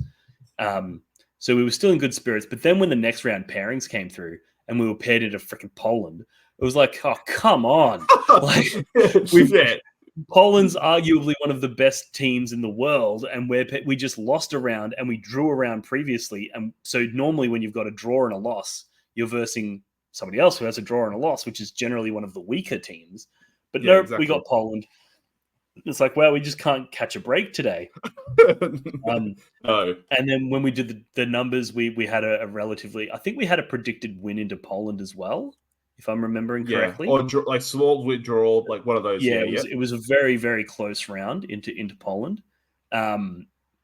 But again, we've got, Jeremy and Matt have relationships with a lot of the Polish guys, so there was a lot of camaraderie there. The Polish guys also found the UR pairings process. They found that the funniest. Like there was one of them was absolutely giggling his ass off, and that whole vibe was really high energy into Poland. And we're playing off against them for a podium essentially, right? The winner of this was going to come third. So we were playing hard and we were playing to win. But and I can obviously only speak to my specific game, but it was one of the best games of 40k I've played in a long time. And the level of sportsmanship that my opponent Duda from Poland exhibited was absolutely mind-blowing. Like we had a chess clock malfunction where when we're setting up before the game started, when we're setting up, chess clock wouldn't work. So we basically got one of the refs gave us one of their clocks and was like, just use this. But it was one of those ones that has like almost like a calculator style screen, and you have to be on eye level with it to be able to read the numbers. If it's on the table and you're looking down at it, you actually can't read the numbers. So at the start of the round, I'm just like, this chess clock is rubbish. Like I get it, it works, it's fine, but I'm constantly having to go over there and squat to make sure that it's ticking down on me when it's on me and on him when it's on him, because you can't see it. And it didn't have a paddle on the top. It had buttons. The touch, so you couldn't even see, as long as the paddle on this side is up, I know it's on me. Like you just couldn't tell. So I was like, this clock is rubbish. And my opponent was just like, don't worry, dude, I promise you, I have zero intent on clocking you out. I will not clock you out. You have my word. And having that attitude when you're playing off for a podium position at the World Team Championships is phenomenal. I've played local RTTs where my opponent is angsty over the clock. Whereas this was like playing off for one of the most prestigious, events you'll ever attend in your life. And my guy was chill as. And there was tons of opportunities where, like, as we're moving things, it was very, very clear. There was lots of opportunities where it could have, either one of us could have pulled gotchas on each other, but we didn't. I wanted to play blood surge moves with my berserkers. He was very forthcoming with his information. He was playing Admech, who I'd never versed before. So I was like, I actually don't know what any of your crap does. So I was just like, if I charged that with Terminators, like, how many am I going to kill? He's like, you'll probably kill this many. We talked through the maths. We worked it all out together. He made sure to let me know, I have a stratagem that I could use for a 5-up feel no pain. So during my turn, when I'm planning out what I want to do, he was communicating that sort of stuff. So there was no surprises there. So it was an absolutely amazing round. And by all reports, all the other players had a similar situation. So even though we are playing off into the hardest team, like historically the number one seeded team, the number one ranked team, and we're playing off for a potential podium position. So you'd think that those two things would combine to make for some really intense and, challenging 40k. It almost felt like you were just playing a casual game with your mates. It was very, very chill, very relaxed, very fun. That's fantastic. That's what you want to hear at the top tables at the end of the day, right? Is have a nice, calm atmosphere and give each other the best chance to perform. So that's awesome to hear. And I've talked to Duda in the past, and he's always come across as amazing. So it's good to see that came across on the table as well. So and hopefully, I'm sure more people get to experience that in the future. So, but unfortunately, at the end of the Polish round, I guess very similar to the French round, I think some things went opposite to what we predicted, and we unfortunately had a decent side. Oh, a loss. So it was like a 100 to what.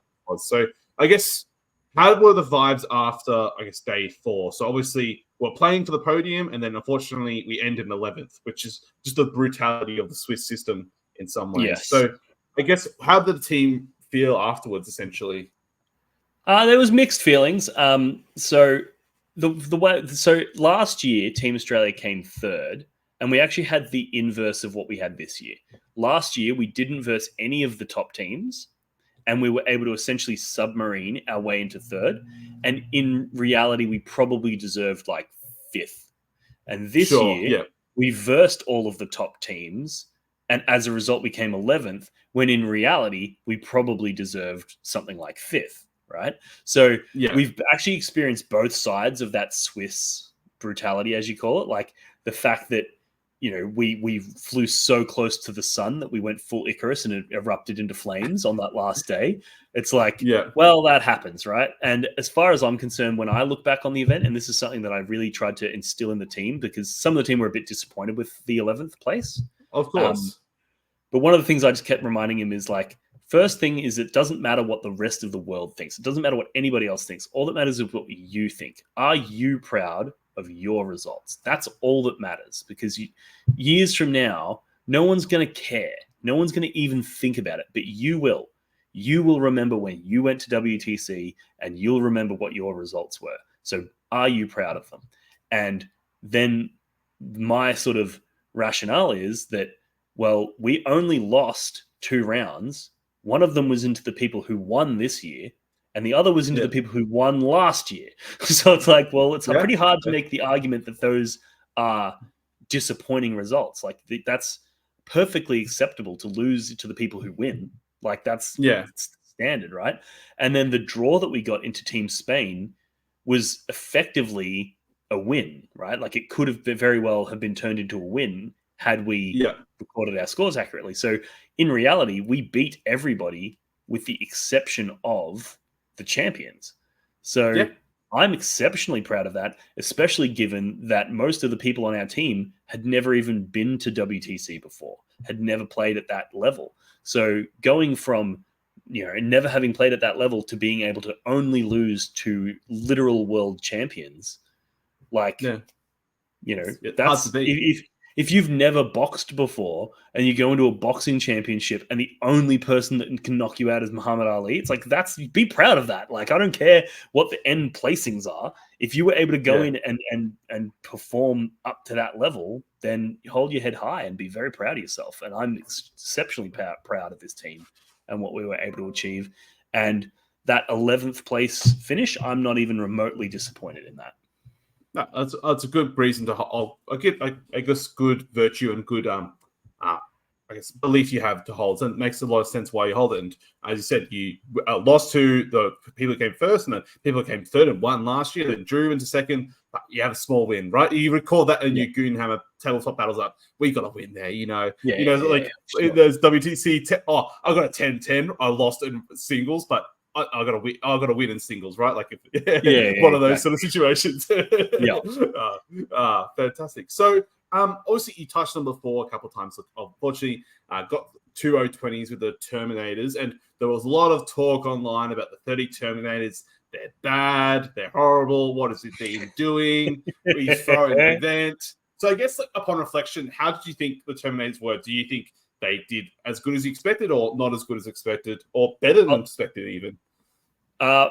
Probably better than expected. Okay, the Terminators themselves, that data sheet is actually really, really powerful. It's actually amazing.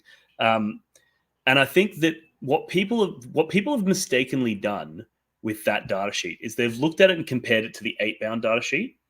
and they've gone, well, 8-bound have a better feel no pain. 8-bound have an extra pip of toughness. 8-bound have, like just purely on profile, the 8-bound appear to be significantly better. But there's a few like real hidden elements to that data sheet that people underestimate. One of them is that it's a unit of 10 as opposed to a unit of 6, right? And that's not a stat that's on the profile that people really consider when comparing units, but it's actually a really critical stat, because what that means is that if you come out with your 10 Terminators and they overwatch you and kill 3 of them, well, now you're charging with 7 Terminators, right? Whereas if you come out left off, so brick at 10, when you lose 3 to Overwatch, you still have 7. There's a quantity and a mass of the boys. Yeah, well, so the beautiful thing is that like if you go in and if you lose 3 8-bound to Overwatch, well, now you're only connecting with 3 8-bound, which is probably not enough to kill the target that you're charging, right? Sure. Whereas if you connect with 7 Terminators, that is enough. And also the Terminator's data sheet ability is they get +1 to hit when they're below starting strength. So you actually kind of want them to overwatch you so that they kill a couple, so that you go in with +1 to hit. And when you tell your opponent that, they often just don't overwatch you because they don't want you to get that +1 hit, which means you're just connecting with all 10 Terminators. And 10 Terminators does way more damage than even 6 8-bound do. So it's actually a significantly more powerful unit. And it's also significantly more durable because they've got the 2-up armor save, they've got the 4-up invulnerable save, which works out roughly on par with the 8-bound's 3-up, 5-up, 5-up feel no pain. It works out roughly the same, depending on what's attacking you, of course.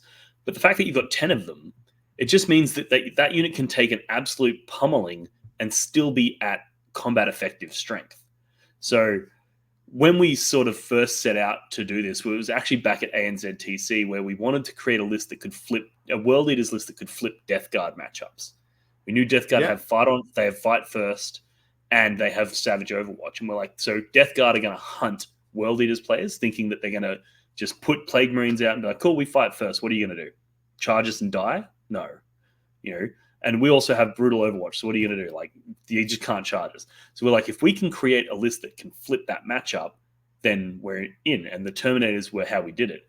And we basically wrote the list, and the best thing in the list was the Terminators. Everything else underperformed, but the Terminators overperformed. So then we're like, well, what if you took 2 units of Terminators? Then we did that for a few practice games. And then we're like, you know what if you just took 3 and you just went full on, let's just take 30 Terminators, and like the rest of the team swore me to secrecy. And it was so agonizing for me because I have a YouTube channel where I talk World Leaders tactics and strategies. And I'm sitting on this absolute gold mine of a unit that everybody thinks is bad, but that's because they've misunderstood the very fact that there's 10 of them. They've just, because that's not immediately apparent on the data sheet, people don't talk about it. I'm like, but that's actually completely flips the way this unit works. I really wanted to do videos talking about it, but they swore me to secrecy because they're like, people will not see this coming and they will not know what to do. They will have no idea what to do when they get paired into it. Oh, there we go. And, well, now that... Yeah, it worked. So you go ahead, Dean. There you go. I'm just going to say it worked perfectly for us.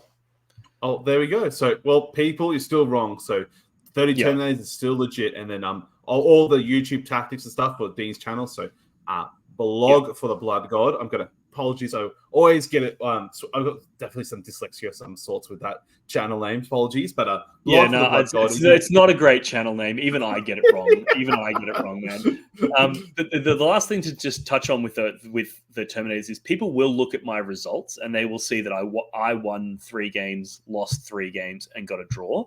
So I basically came out as a wash. I wasn't an asset, but I wasn't a liability to the team. I got as many wins as losses, and I got a draw in there as well. So, overall, I performed, mediocre, let's say. But it's worth noting that, like, this was my first ever WTC, and I'm not an egomaniac. I wouldn't say that I'm at the same caliber as Duda from Poland, right? Like, sure. But I was able to get a draw into Duda from Poland. So that just goes to show that this list does have teeth, and that, it's definitely got the legs to push through those hard matchups. There's a few things about it, a few key weaknesses to the list that I'm looking at, changing for upcoming events. One of them being that there's no fly keyword in the list. So that's a real big problem. If your opponent can move block you, you just can't win. So working on getting Angron back in, taking Khan out, the 30 Terminators stay. they are the staple of my lists going forward. And I also I'm not going to lie, the fact that it was such a meme and the fact that everybody was spazzing out over it was very satisfying. It was very, very satisfying. Oh, your inner troll is very satisfied. I'm sure it's like, well, people think it's bad. Let me prove them wrong. So good on you, man. And glad to hear that you think it overperformed or did better than expectations, which is always nice to hear for quote unquote meme list. So people will see it in an RTT or a GT coming near you with flight keyword added. Yes. So I guess, obviously preparing for the WTC, it's a lot of work, a lot of preparation. So Cal in Discord asked a question. So if you're going to the WTC in 3 months' time, what would you have done differently in the prep stages to what was done essentially? The only thing that I would do differently is I would probably, knowing the strength of the team now, I would have put more effort into practicing into Poland, USA, and England. Because they obviously they're three of the top teams. Interestingly, any practice we put into England and USA would have been wasted. But we probably undercooked the Poland prep. We could have done a little bit more there. But overall, I think most of our decisions and the philosophy behind them and our overall strategy on everything from team selection all the way up to list writing and faction selection, all the way up to the way that we did our boot camps and our practice and the way that we managed the trip in terms of when we flew and what we did while we were there. And I think all of that worked exactly as planned and worked really well. I guess the results are reflective of the fact that we had a very green team this year. There's not much you can do about that. Yep. When the outgoing team has a max exodus where they're all burnt out and tired and have a well-deserved rest, like, a lot of the players from the last year's team were multi-year veterans. If they want to take a break, then I 100% respect that. But when you have that and you have a whole bunch of new people going in, like, I think it would be a little bit too ambitious to think that you were going to perform better than we did, Of course, I wouldn't take this result and then think, we didn't get on the podium, therefore we did something wrong. I don't think that's the appropriate way to look at it. I think we did everything well and everything as well as we could.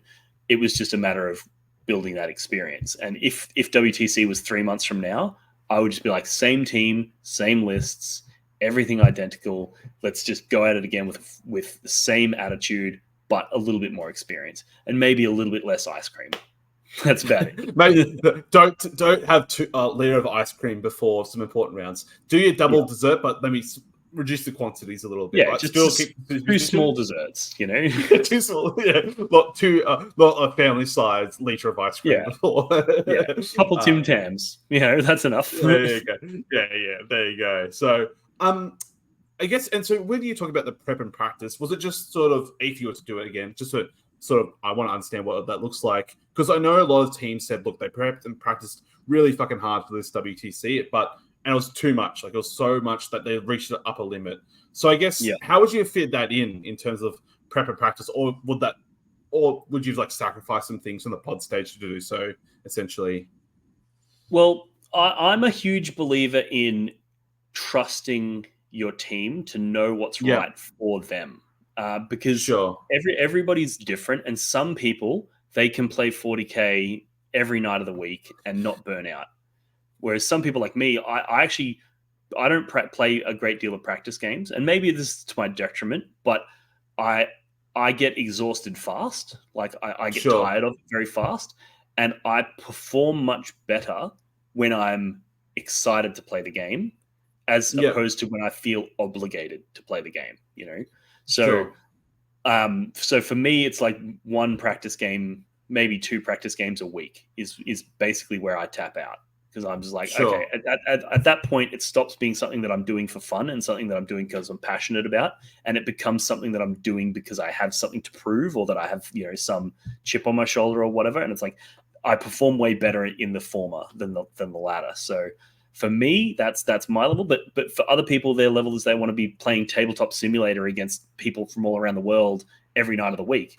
So my philosophy was just you practice at whatever speed you're comfortable with, and I would stick with that because, like you just said, some people would have found that they burn out too fast because their captain is saying, no, you need to be getting in 3 games a week minimum, and you need to be reporting back, and you need to be playing into specific things. I find that as soon as you start doing that, you suck a lot of the fun out of it. And then when you suck the fun out, you've sort of sucked the oxygen out of the fire, and it just goes out. Whereas if you go, no, I want you guys to have fun. I want you guys to be doing what you're passionate about. And I want you to be doing it because you're passionate about it, not because there's, some rule that you have to play this many practice games or attend these specific events.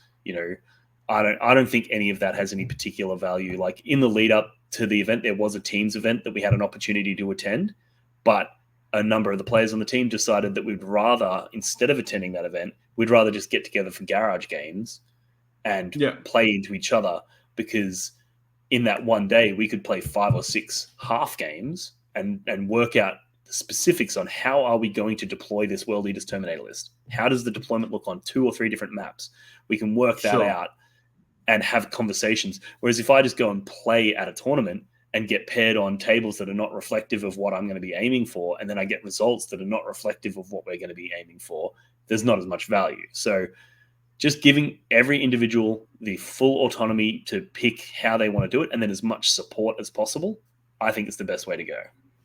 Yeah, that's very fair. It's a very, obviously, you put a lot of trust and belief in your players to do the best thing. And I think there's a lot of value and reason to doing so. Yes, you may get burned once or twice. Like some players may not realize what the level of effort's required. And sometimes you're going to get burnt like that. But by doing so, I think it's a very strong reason. And you give them the belief and ability to practice in their best environment. And obviously you avoid them burning up prior to the most important event, right? But the worst thing that can happen is they're so fucking sick of 40K before they hit WTC, where it actually really matters. So. Yeah. Or even just if they get sick of it halfway through the event, right? Like they might be firing on all pistons during the boot camp, and they think that they're gonna like go nuts and enjoy it the whole way through. But then halfway through the event, they hit the wall, Yeah. And I was like, no matter what happens, I want that wall to be on the other side of the entire event.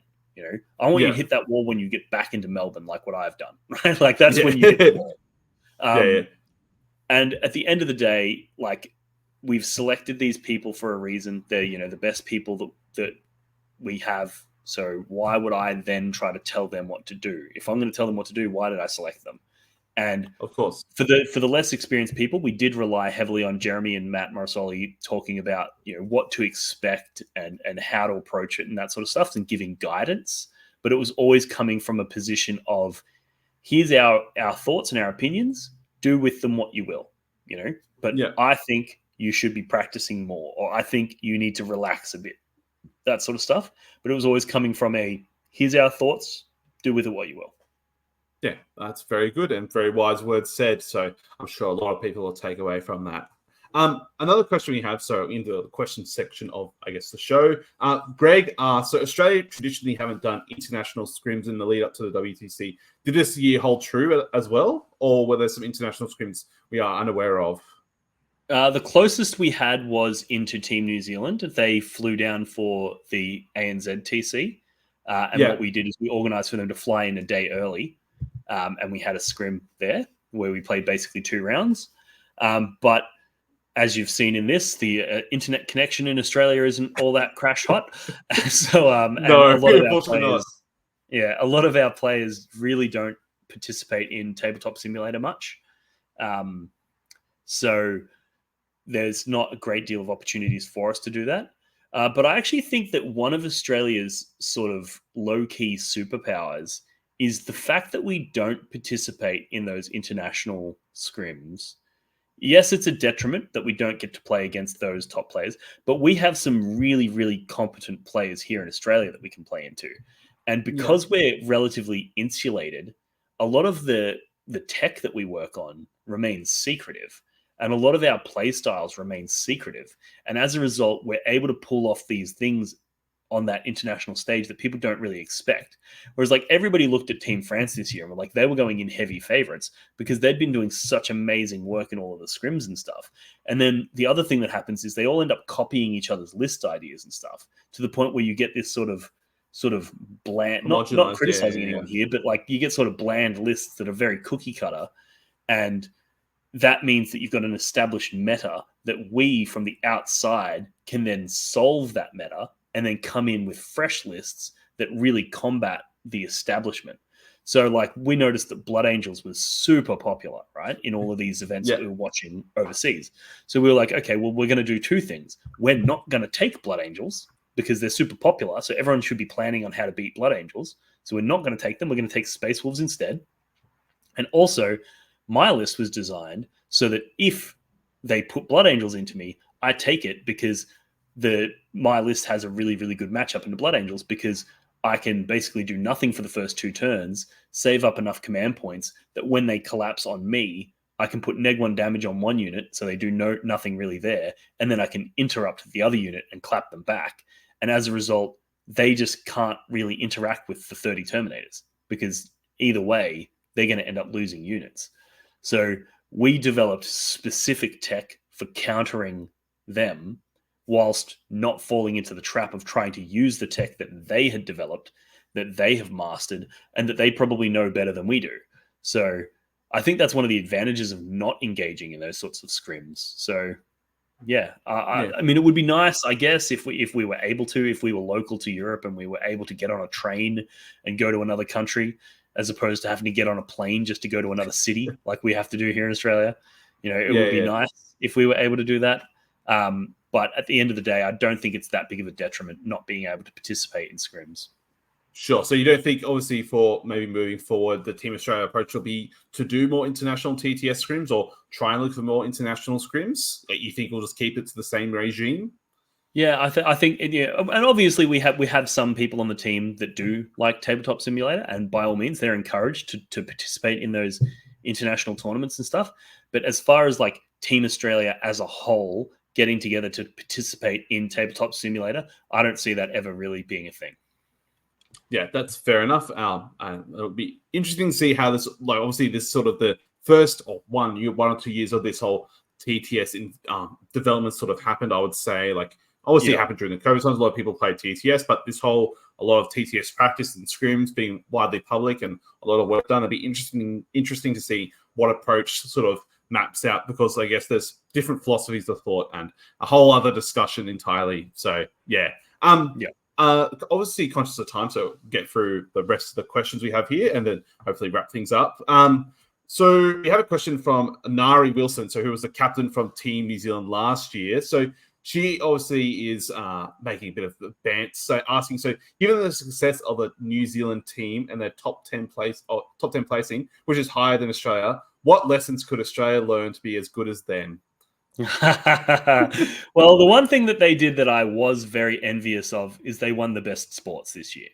And that's something that Team Australia we literally had our sights set on that, and we went to great lengths to try to win that. So I'm very jealous of that title that they were able to secure. In terms of them placing higher than us, come back when you have to verse France and Poland and Spain. Like, come back when you verse people on the podium. But no, I was very, very proud. We actually have a really strong relationship, the Team New Zealand and Team Australia. Like, we stayed at the same hotel. We were having breakfast together every morning. We workshop with each other a lot. We developed lists together. Like, we didn't work like super close and share everything, but we do have that like kinship with them. So seeing them, perform the way they did, I was very proud to see that. Yeah, more than fair. And look, Nari, I think maybe when you guys beat Austria, you guys can talk some shit, right? The only shared matchup that happened, right, was Austria. I think, if my memory serves correctly, where you guys beat them and they just drew 80-80. So just win next time. But kudos to Team New Zealand. They did an amazing effort, and I have a lot of good friends on that team. So that's an amazing effort and achievement, and looking forward to see how they go next year and continue to develop that Australian-New Zealand rivalry for sure. And we'll win the drinking competition in years to come for sure as well, or whatever competition takes place. So next question that we have is from Cal. So he said that Poland indicated that they had as many as 30 non-traveling players who helped in the prep for WTC. How many players were involved in the Team Oz prep that were not traveling? Well, on an official level, we only had the 4 coaches as well as the players, and all of them traveled. I'm a huge fan of making sure that the team is as inclusive as possible, and anybody who wants to get involved with Team Australia is absolutely more than welcome. And we try to make sure that we're involved with the community as much as possible. That being said, I also think there's a lot of merit to having all of the officially announced members of the team travel with the team and function as a team. The last thing I want is like a chat that's got 30 people in it, all yelling opinions at each other over the top of the players, over the top of the officially announced coaches, and sort of drowning it out. And we've all been in those 30-man chats where it ends up being just memes and shit talking the whole time. I would much rather go, you know what? All of the people that have been officially announced as players or as coaches, official members of the team, they are in this chat, and we're going to try to keep it as official and serious as possible. And they are there to represent the nation, and they are there to travel, and that's part of the package. We could have reached out and included, sent shirts to and included a whole bunch of people and said, you're all Team Australia, we're all Team Australia. But it's like at that point, it becomes way harder to manage on the captain level, because now all of a sudden you've got all these other personalities. And what happens if there's a sportsmanship issue with one of those people? Now all of a sudden the Team Australia what's the word? God, I've drawn a blank there. Reputation is the word I'm looking for. The Team Australia reputation is potentially jeopardized. I think it's much better to just go, cool, these 12 people are Team Australia this year, and then we have a whole bunch of people that we collaborate with, which I think is the healthiest way to do it. That's pretty fair, and it's a fair sentiment. So obviously you can only expand the net so far before you just dilute everything. And I can definitely attest to those 30-man Facebook chats. Just mute them, because it's too much. It's too much too often at a time. They're great. Yeah. Half the time there's only one person that comments in it, and they fill it with just useless information that just drowns everything of relevance out. And you're like, why is this even a thing? So I was not interested in creating that. However, because Australia is so spread out, there was obviously pockets of community. So, for example, we had Josh Brody in New South Wales. He was working closely with previous attendees. Like, he had Chris Wright over for games. They were practicing their developing list together. So even though Chris Wright wasn't on the team this year, he was very instrumental to our results, and we're eternally grateful for his help.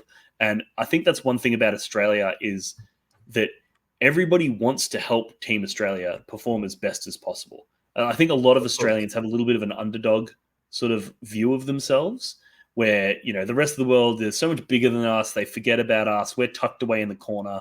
So when Team Australia does well, everybody wants them to do well, and everybody's helping. Yeah.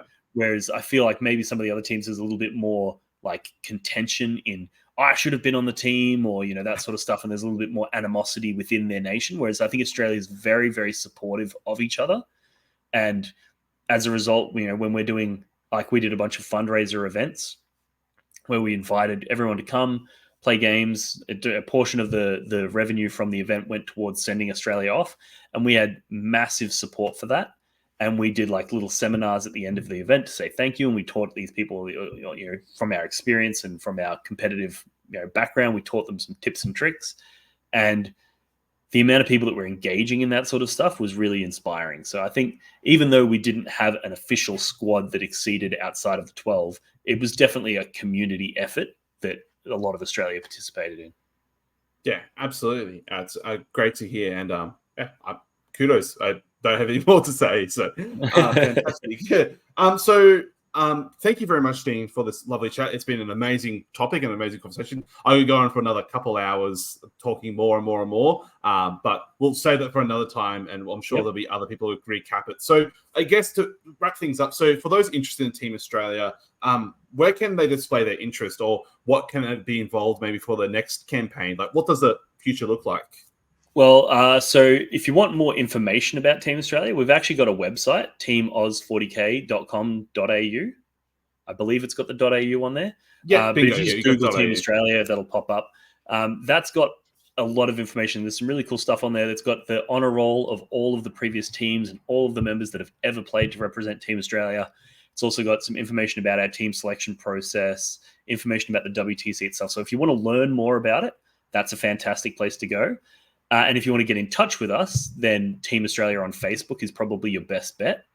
or you can reach out to me privately or whatever, or any of the members really.